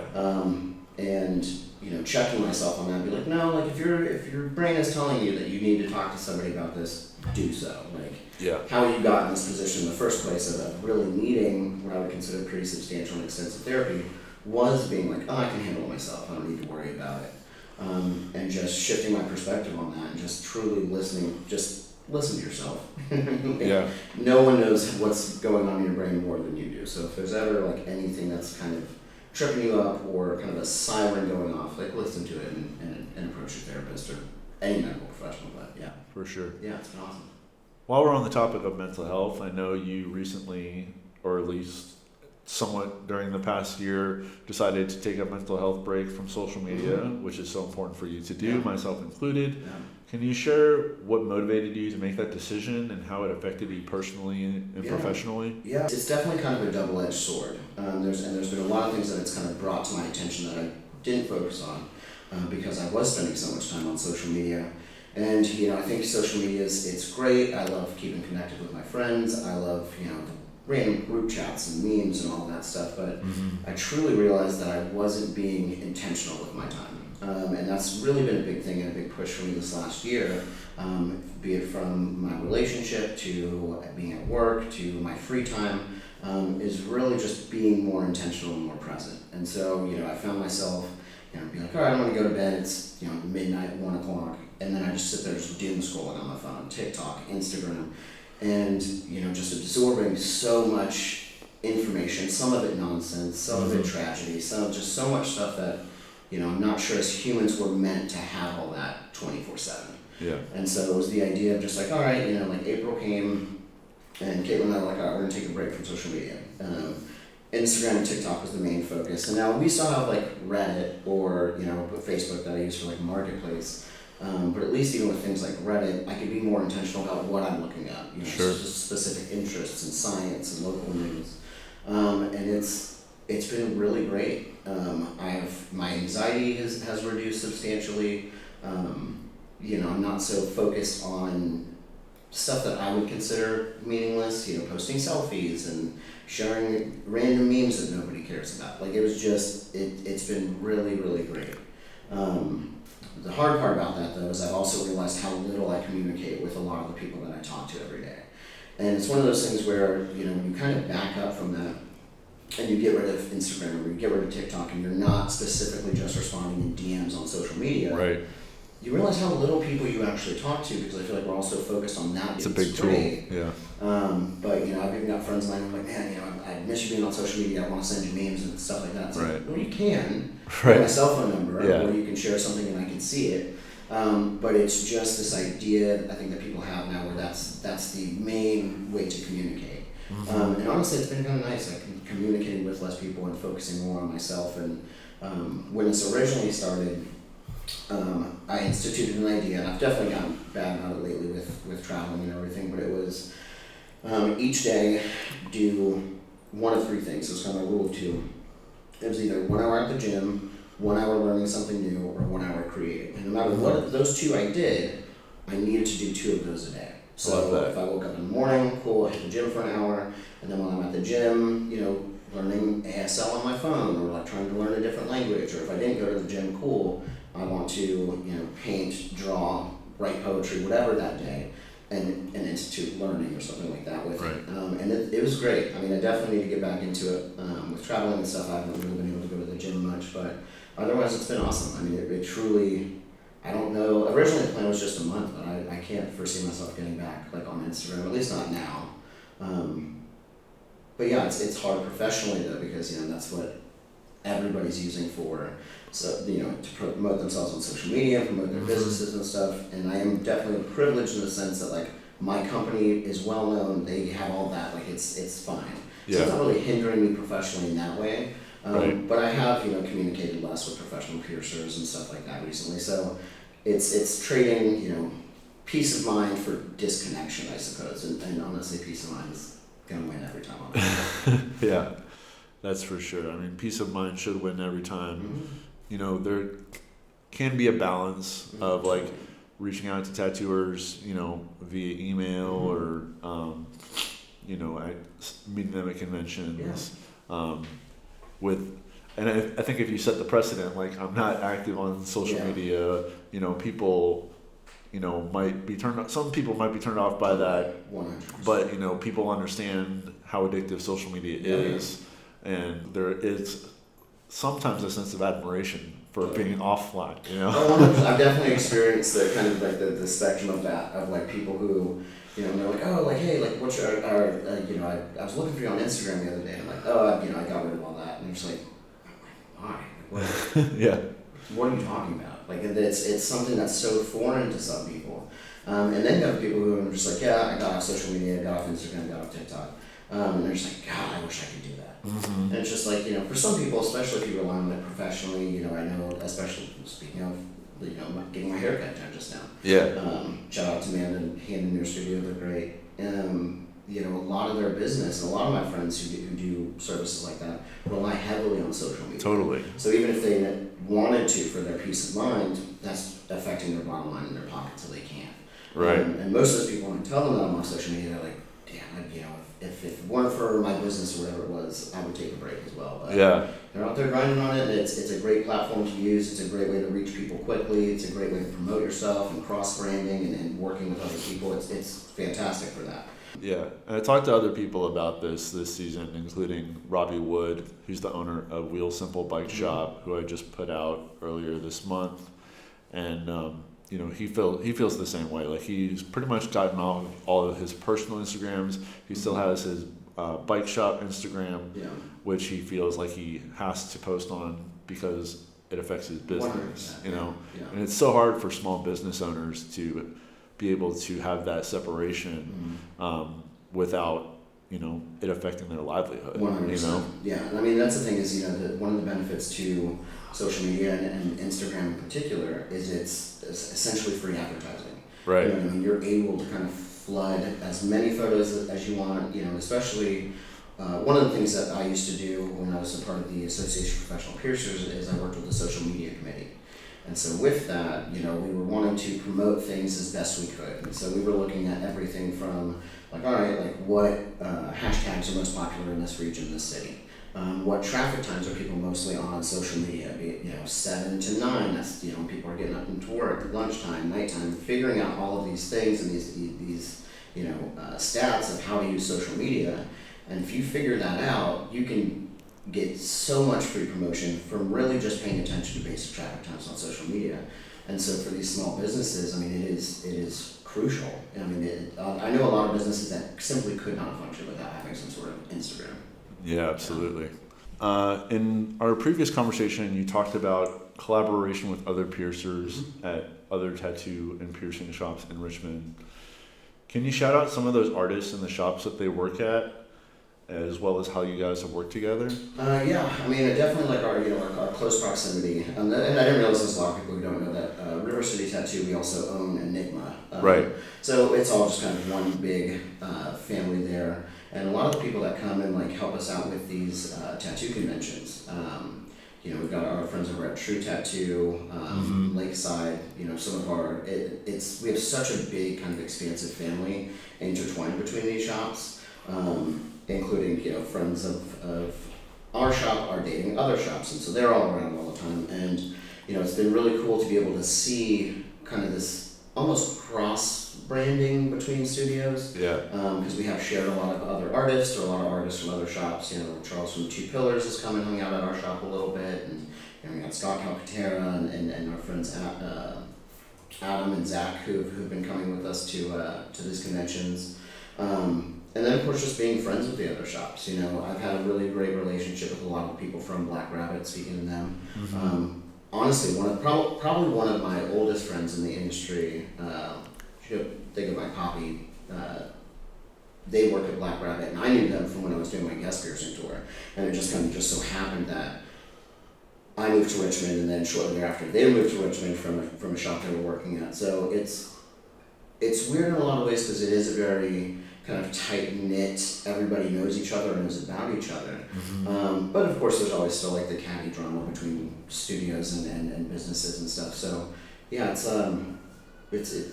really cool to be able to work with so many talented people and see kind of their strengths and weaknesses and how everybody complements one another. But yeah, it's rad. We've got but I mean, between our 4 shops, we've got River City Tattoo on Boulevard.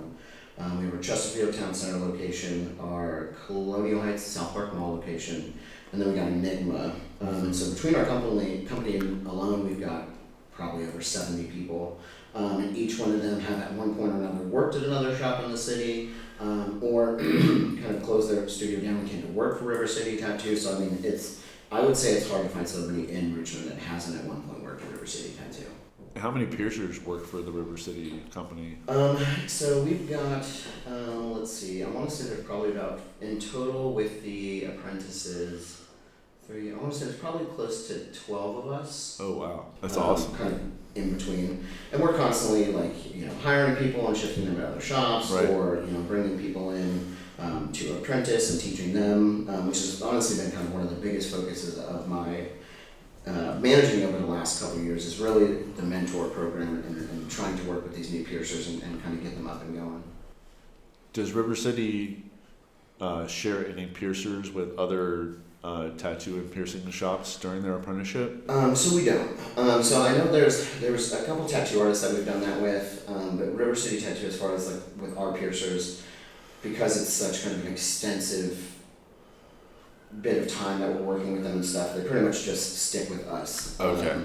And most of the time, because the company is as big as it is, and it has been around for as long as it is, most other shops, honestly, just if people call there, because a lot of the shops in the city don't have piercing at all. I can Right. think of maybe 2 other shops off the top of my head that have piercers, but for the most part, due to how kind of big the company is and how well known it is, and all the work that my bosses Jessica and Rob put in, everybody just sends them to us, which has been really cool because it shows that these other shops trust us with their clients. And so if they don't do tattoos or they don't do piercings, usually they'll give them our card, give us a call, we'll set an appointment up with them.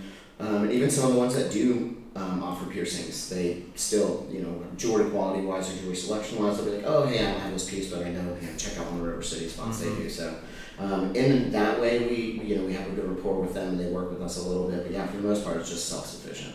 Yeah, that's cool. Yeah.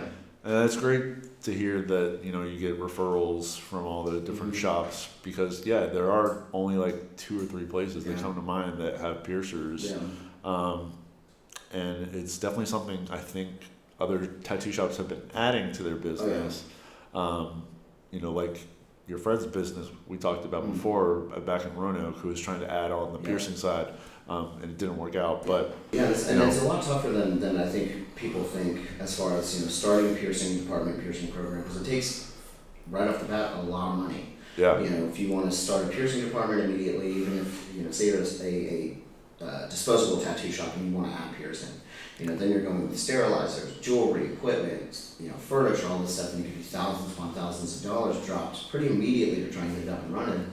And then you've got the problem of all right, if you're a shop who's been open for 5 to 10 years and the whole time you've had no piercing there, you've just spent 5 to 10 years telling everybody who's called your shop for a piercing to go elsewhere that you don't offer it. Mm-hmm. So you're already kind of working from behind, because now Right. you're going to build this thing, and you can promote it in social media and stuff like that is always great, but there's no denying that if you're telling people your business doesn't offer something for so long and you're sending them to other places, even if you begin offering it, you've kind of pushed them to build that rapport with that studio. Sure. So they're their client now anyway. So it's really tricky. Back in the day when piercing and tattooing when piercing started, obviously tattooing was around forever.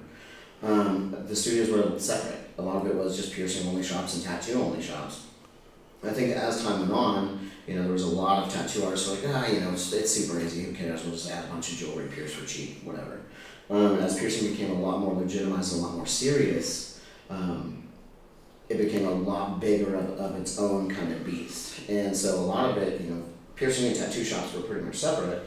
And then, towards the late 80s, early 90s, up until even now, they kind of came together. But nowadays, we're seeing a lot more shops that are back to one or the other. In this city alone, I know 5 shops that have no piercers at all. Mm-hmm. And there are multiple places, not necessarily in Richmond yet because it's a little bit behind, but most of the shops that I would do guest spots at when I was traveling, strictly piercing. Didn't want to deal with the tattooer element of it. And there's kind of that exclusivity when you're working at a piercing-only studio where people are like, oh, this is just what they do. Because if you ask any piercer what one of the most frustrating questions we get all the time is, oh, do you do tattoos or do you just pierce? And so it's just that inflection. So like a lot of times I'll come and be like, oh, I'm strictly a piercer. Because for so long it has become this kind of add-on thing that people just expect if you do pierce that you also tattoo. Which nowadays, I mean, I don't know a single piercer who does both of those. Yeah, or it goes both ways. Like I've never heard of a tattooer that also does piercing. Yeah, I don't know. I've seen it. I've seen it before. Yeah. And usually it's it's kind of that mentality of just like, oh, piercing's so easy. You know, any of our tattooers can do it. And again, I'm just doing half-assed work and butchering clients. And so fortunately, I don't see a lot of that anymore. Specifically, not in this city. But yeah, there's been some times I've done guest spots like. Done the like undercover boss thing. It's just like going into another shop just to like see what it was. No idea who it is, no reviews, no nothing. Just go in to see what the shops in the city are like. And I've still come across quite a bit of that. Wow. Yeah. That's shocking. It's not. Oh yeah. It's horrifying.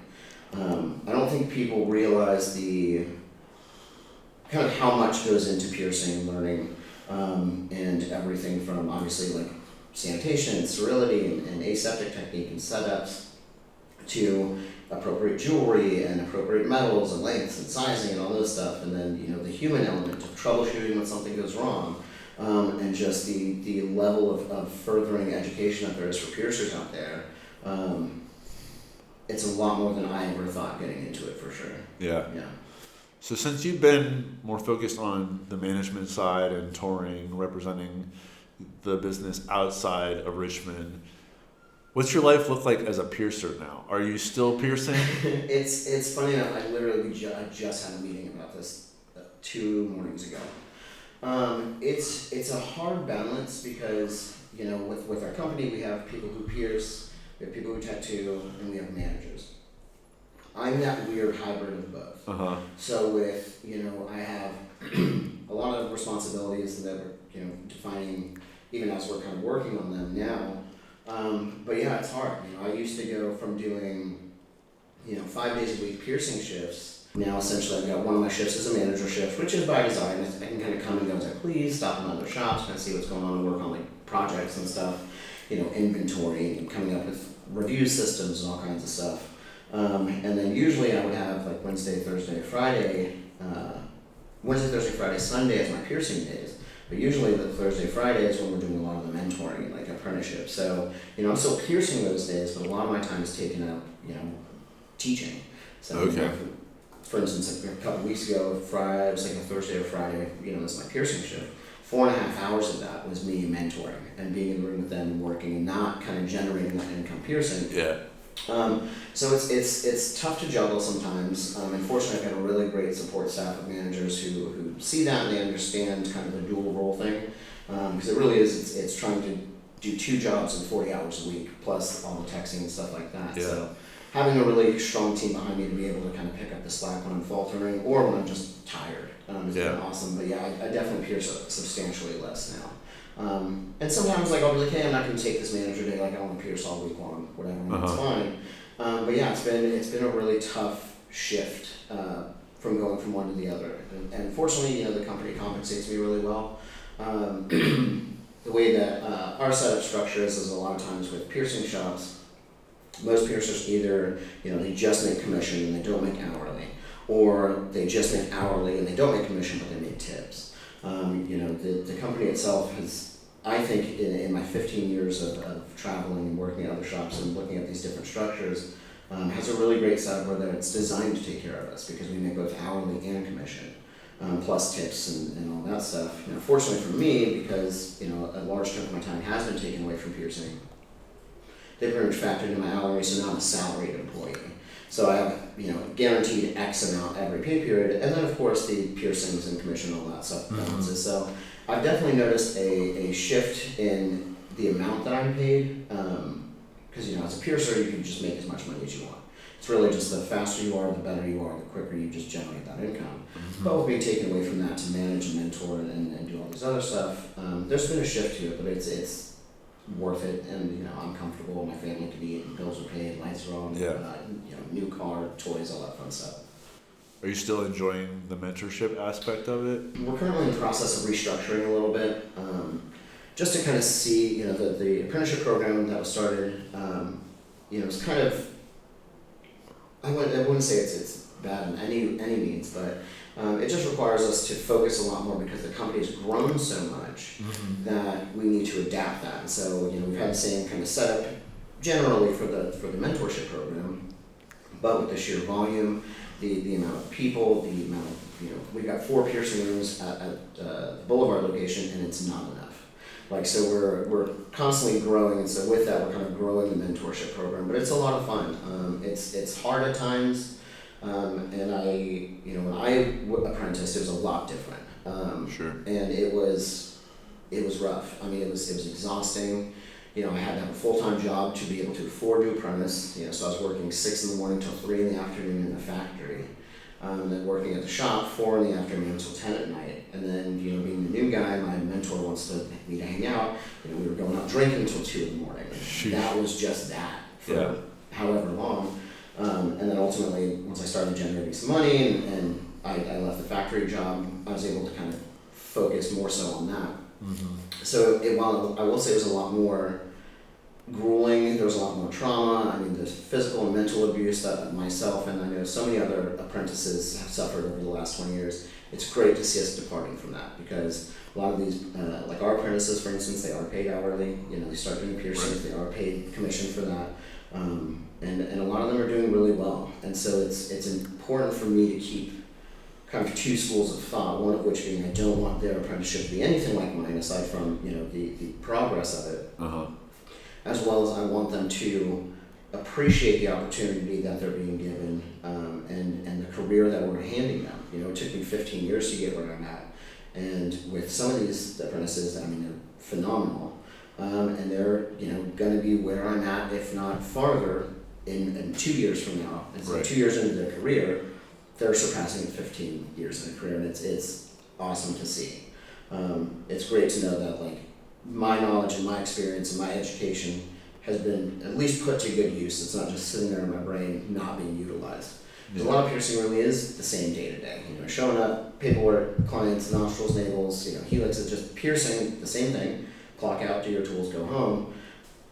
If I were just doing that, I think I'd feel a lot less fulfilled than being able to utilize the random information. Taking these courses and working with the Association of Professional Piercers, I mean, it was everything from, anatomy classes and bloodborne pathogens and first aid, CPR, and all the stuff that we have to do to fun ear piercing projects or, jewelry standards or sterilization standards to, body modification in pre-Hispanic and Mesoamerican cultures and stuff like that, and being able to finally have a means to give that information to somebody else in their brain. It's amazing, man. I mean, you're definitely having a major impact on people's lives and sharing the wealth of knowledge that you gained from that 15 years. It goes a long way. It will continue to go a long way in these people's lives that you're touching by, sharing your wide breadth of knowledge. It is very rewarding. Sometimes I get a little distraught or frustrated, and we just kind of had this talk actually in a meeting. It's the same thing with, managing people. Not everybody can be managed the same in the same way that not everybody can learn the same. And so trying to find kind of ways that work with everybody individually and finding the best ways that, not necessarily the best way you can teach them, but the best way that they can absorb that knowledge and then kind of adjusting teaching to that is definitely kind of the newer focus. I'm currently working on a couple projects for the shop, and one of which is kind of shifting how I personally approach the apprenticeship program into more of an individual, technique or path for them. Because again, we may have 3 apprentices. 2 of them are fine learning the way that I did, and one of them requires me shifting things and techniques and how we do it to better adapt to them. And ultimately, that's just going to benefit them as well as the company. And ultimately, in 10 years, they may go somewhere else, and hopefully it benefits them there at that point. So, Totally. As you get older, do you want to have the option not to tour and go to these conventions and let someone else do that for you, or do you still enjoy that? We're actually currently, because we've got so many conventions coming up, I'm gonna have to pass it off at some point.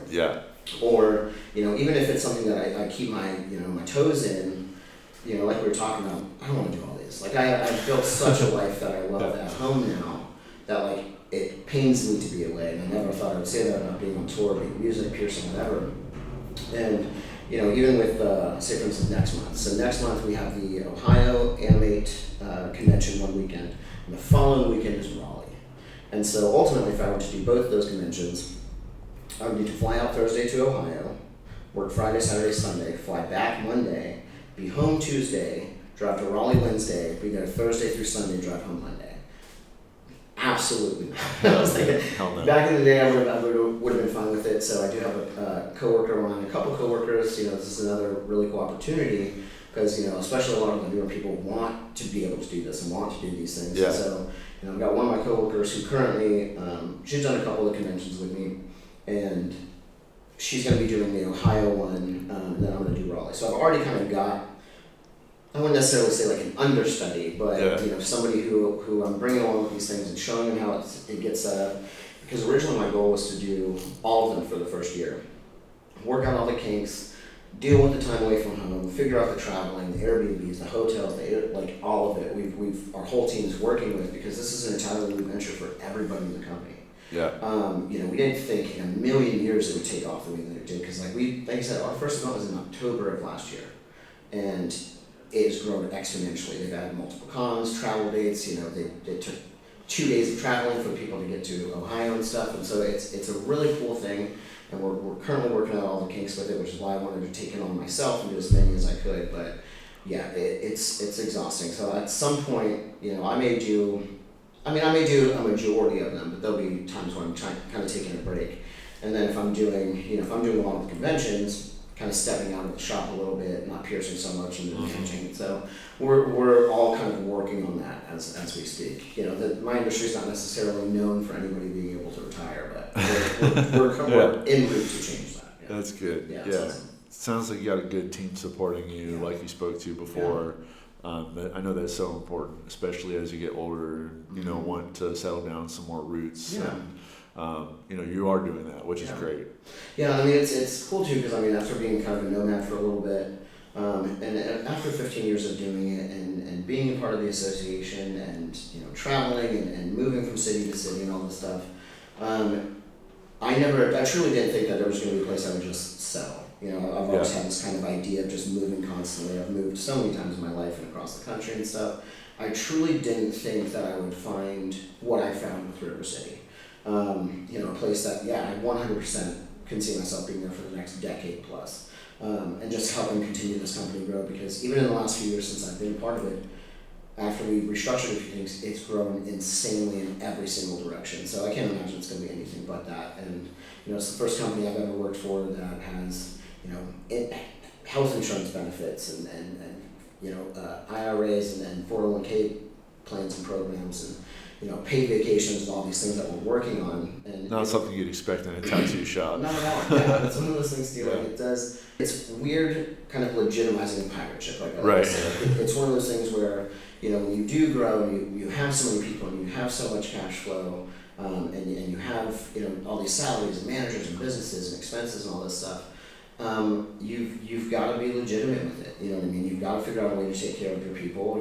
With workman's comp, with things that happen. We have one of our coworkers had to take a month off for hand surgery, and so it's nice to kind of finally see that corporate element entering our industry, which is not something I thought I'd ever say, because one of the things about being a piercer and tattooer is kind of the freedom of it. I can look how I want, I can do what I want, I can say what I want, and so finding the balance between that, of like the appropriate corporate elements to apply to this while still allowing people to express themselves in their individuality, and keeping morale up and all this stuff, to make it feel like they're not going from working in a tattoo shop to working for Wells Fargo. It's a fine balance, and it's taking some work to figure out, but yeah, it's awesome. One of my best friends, he just got promoted to manager, so he's helping out with the conventions and stuff.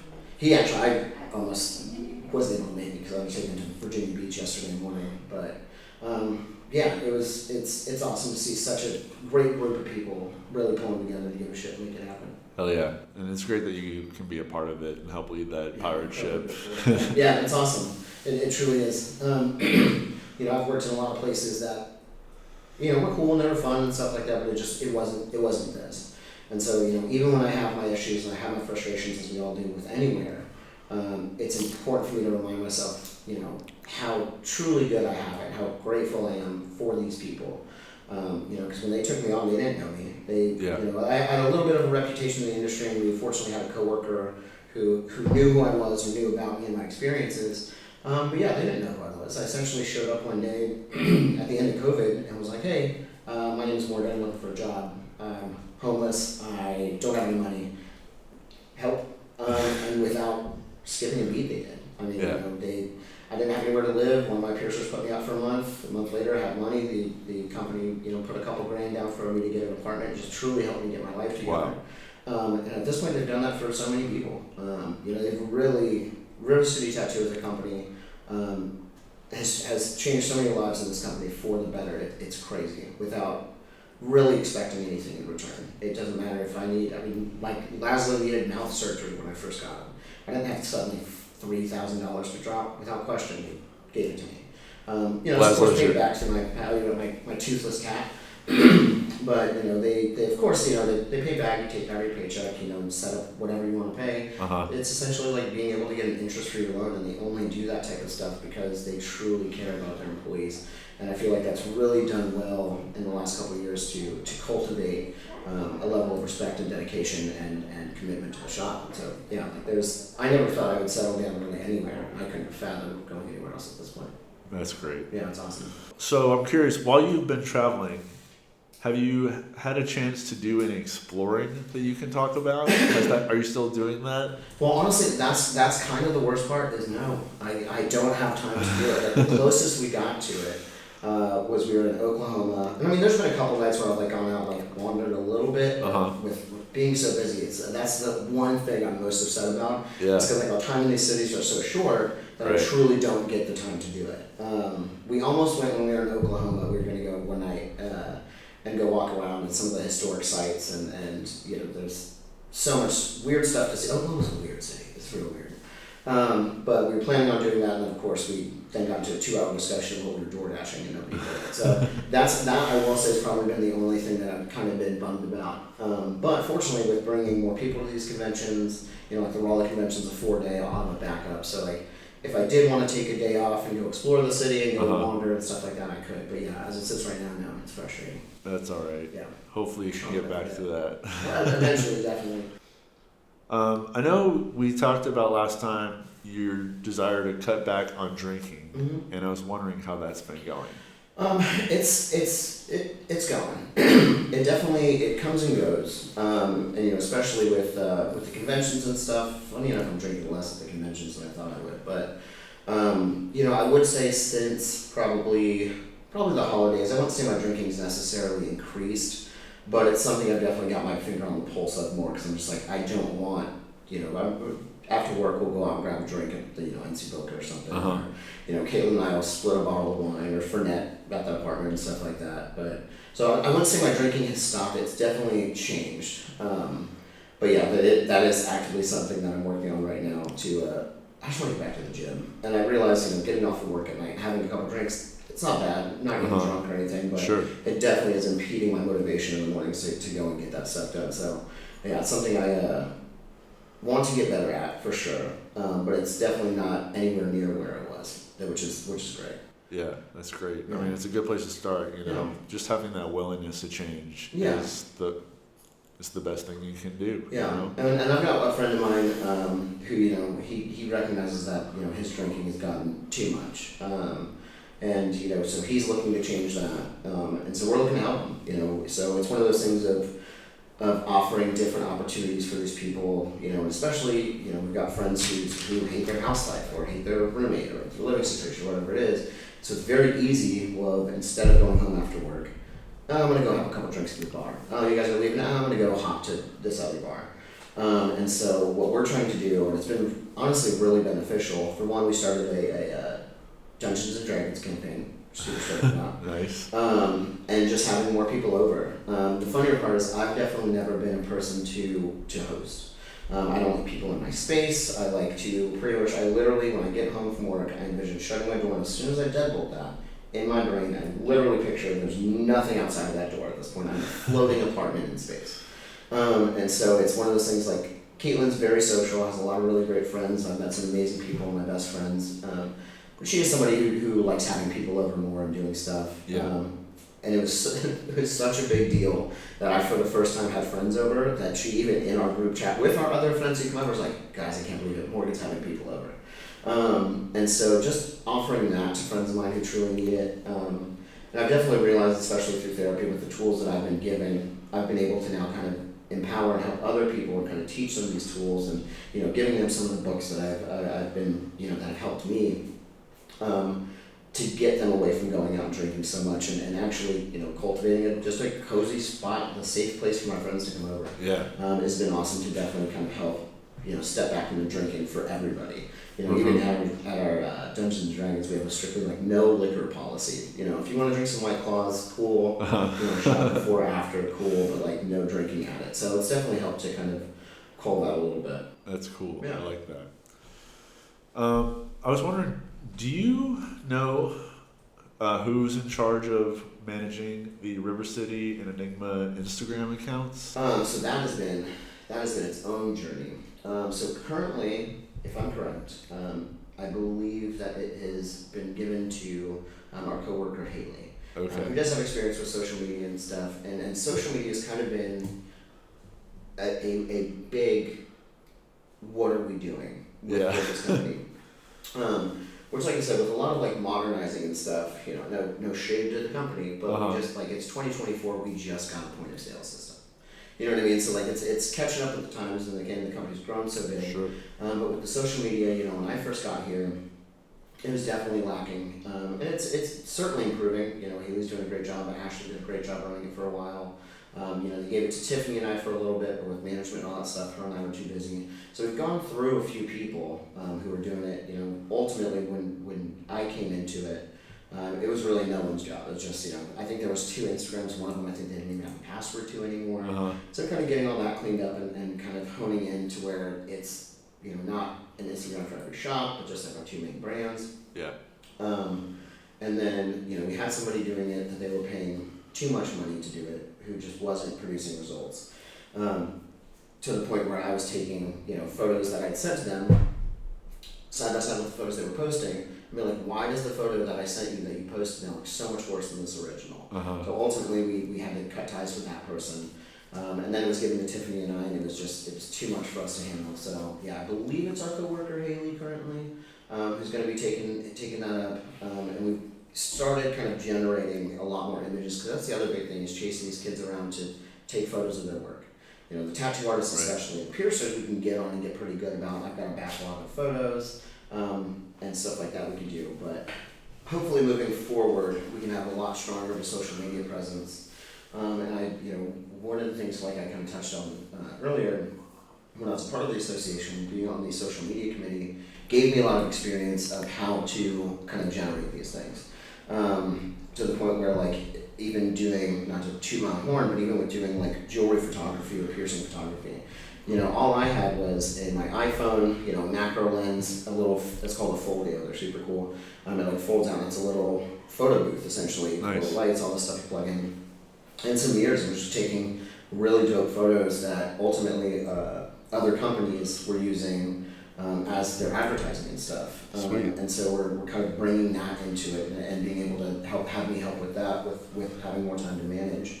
And just being more on top of our piercers about taking photos, teaching them as part of the mentoring thing, as well as I'm still working with our piercers who are full-on piercers, how to take good photos, outside lighting, what to do so it's not this kind of grainy, there's blood on the photo, but the marking's still there, just kind of cleaning everything up. So nice. I definitely think our social media is heading in a really good direction. And now that we finally have somebody dedicated to it, who's staying on top of it, it'll probably still be a pain in the ass to get tattoo artists to actually take photos. But yeah, it's good to see that we're actually making some sort of progress in that way, because like we said, it is a huge benefit.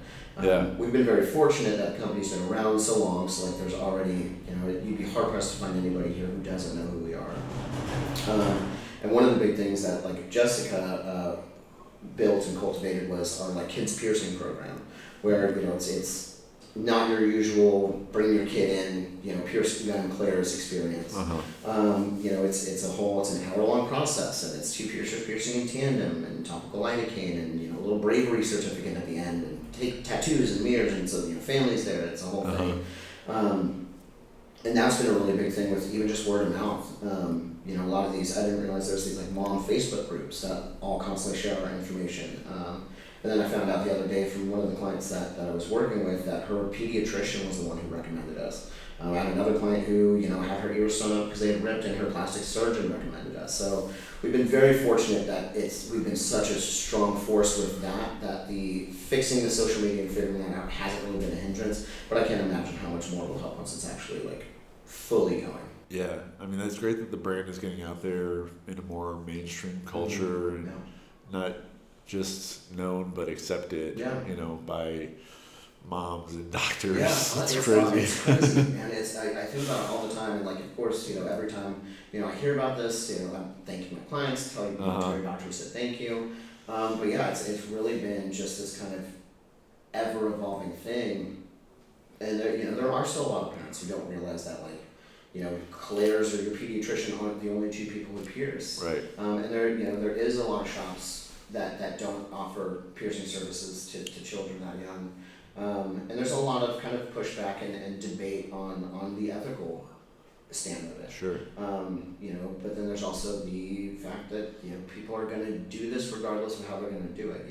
If our kids team doesn't do it, they're going to be going to Claire's, they're going to have somebody untrained or inexperienced, and so, just kind of what's the lesser of 2 evils. Sure, we are piercing children, obviously just lobes, but, it's in a clean, sterile environment with fully educated team and staff, with, sterilization and proper jewelry and techniques and placement and all of this. I fully support it. I definitely for a long time I was very much so against kind of the idea of piercing children and toddlers and stuff. Yeah. And I don't because of my position I don't help a ton with the kids team, but I do work in close proximity with them. And yeah, it's great. It's I'm not here to tell somebody else what to do with their body. And if these parents culturally want it, if they want it just for the hell of it, if they want their child's ears pierced or whatever, I support it. So it's really cool to see so much push and just word of mouth and communities all over Richmond talking about it and just kind of building this up. I mean, we've had people drive a couple hours to come specifically for the kids team or specifically for me or one of our other staff. So it's been great that we have such a reach despite kind of still trying to figure out more on our social media. Love that. Yeah. So are you still available for piercings upon request if you're there? 100%. So I mean, and that's the thing is too, like even with my days where I do, there's been a couple times where I'll like set a specific appointments if it's like a good client of mine and it's a day I'm off or a day I'm managing or something. But yeah, we do appointments online, which is great. Has definitely helped out because we're usually booked all day with appointments online, and then in between those, we'll still have, say we've got 30 appointments for the day. Yeah. We're still gonna have another 30 people walk in, or that appointment brings a friend and stuff. Right. So yeah, you can entirely book appointments. You can request specific piercers. You can come in as a walk-in and request specific piercers. And I know a lot of people once they get to that point where they're not really piercing and they're by request only, will increase their bottom line. It's an extra $20 for the piercing fee, whatever. Not there yet. Which I don't think I'll ever be, but yeah, I'm definitely available for appointments or walk-ins. Like I mean, piercing will always be what I love. I never once thought that this would be where it's taking me to. But it's great. So yeah, I will always pierce and be available for anybody to request for sure. Sweet. Yeah. So if people want to book an appointment with you, where should they do that? So honestly, the easiest way is always going to be to call the studio. But even on our website, you can go through and make an appointment through the website and request a piercer. Or we've even had people book appointments, not request a piercer, then come in and request a piercer. So if anybody is trying to book me specifically, because even when I was on social media, it was my private Instagram, and there was only very few clients that got that information. Right. Because clients, it can get weird, especially in our industry. We're getting our phone numbers out, like it's people are weird. That's across the board, but especially when you're dealing with like their bodies, and there's a lot of people who overstep boundaries when it comes to that stuff. I've heard about that. It's I've had a few instances and a few weird like stalking situations. But yeah, the easiest way is always going to be to call the studio, shoot an email, or just come in. Yeah. You can always call and check out on my schedule or anybody else's. Yeah. Sweet. Thank you so much, Morgan. Absolutely. Great talking It to was a you. pleasure. And I really appreciate your time. Absolutely. We'll do this again. Yeah. Maybe next year. Yeah, I was gonna say I can't believe it's already been a year. That is true because we were very sweaty that day. Yeah. Sweet. Thanks for watching Evolved Podcast. Follow at evolvedpodcast.co on Instagram for weekly updates. Subscribe to Evolved Podcast on YouTube, Spotify, and Apple Podcasts, and like your favorite episodes. Production and editing by Joe Fitzpatrick. Our theme music, Endless Cruise, is written and performed by Fingers, spelled F1NG3RS.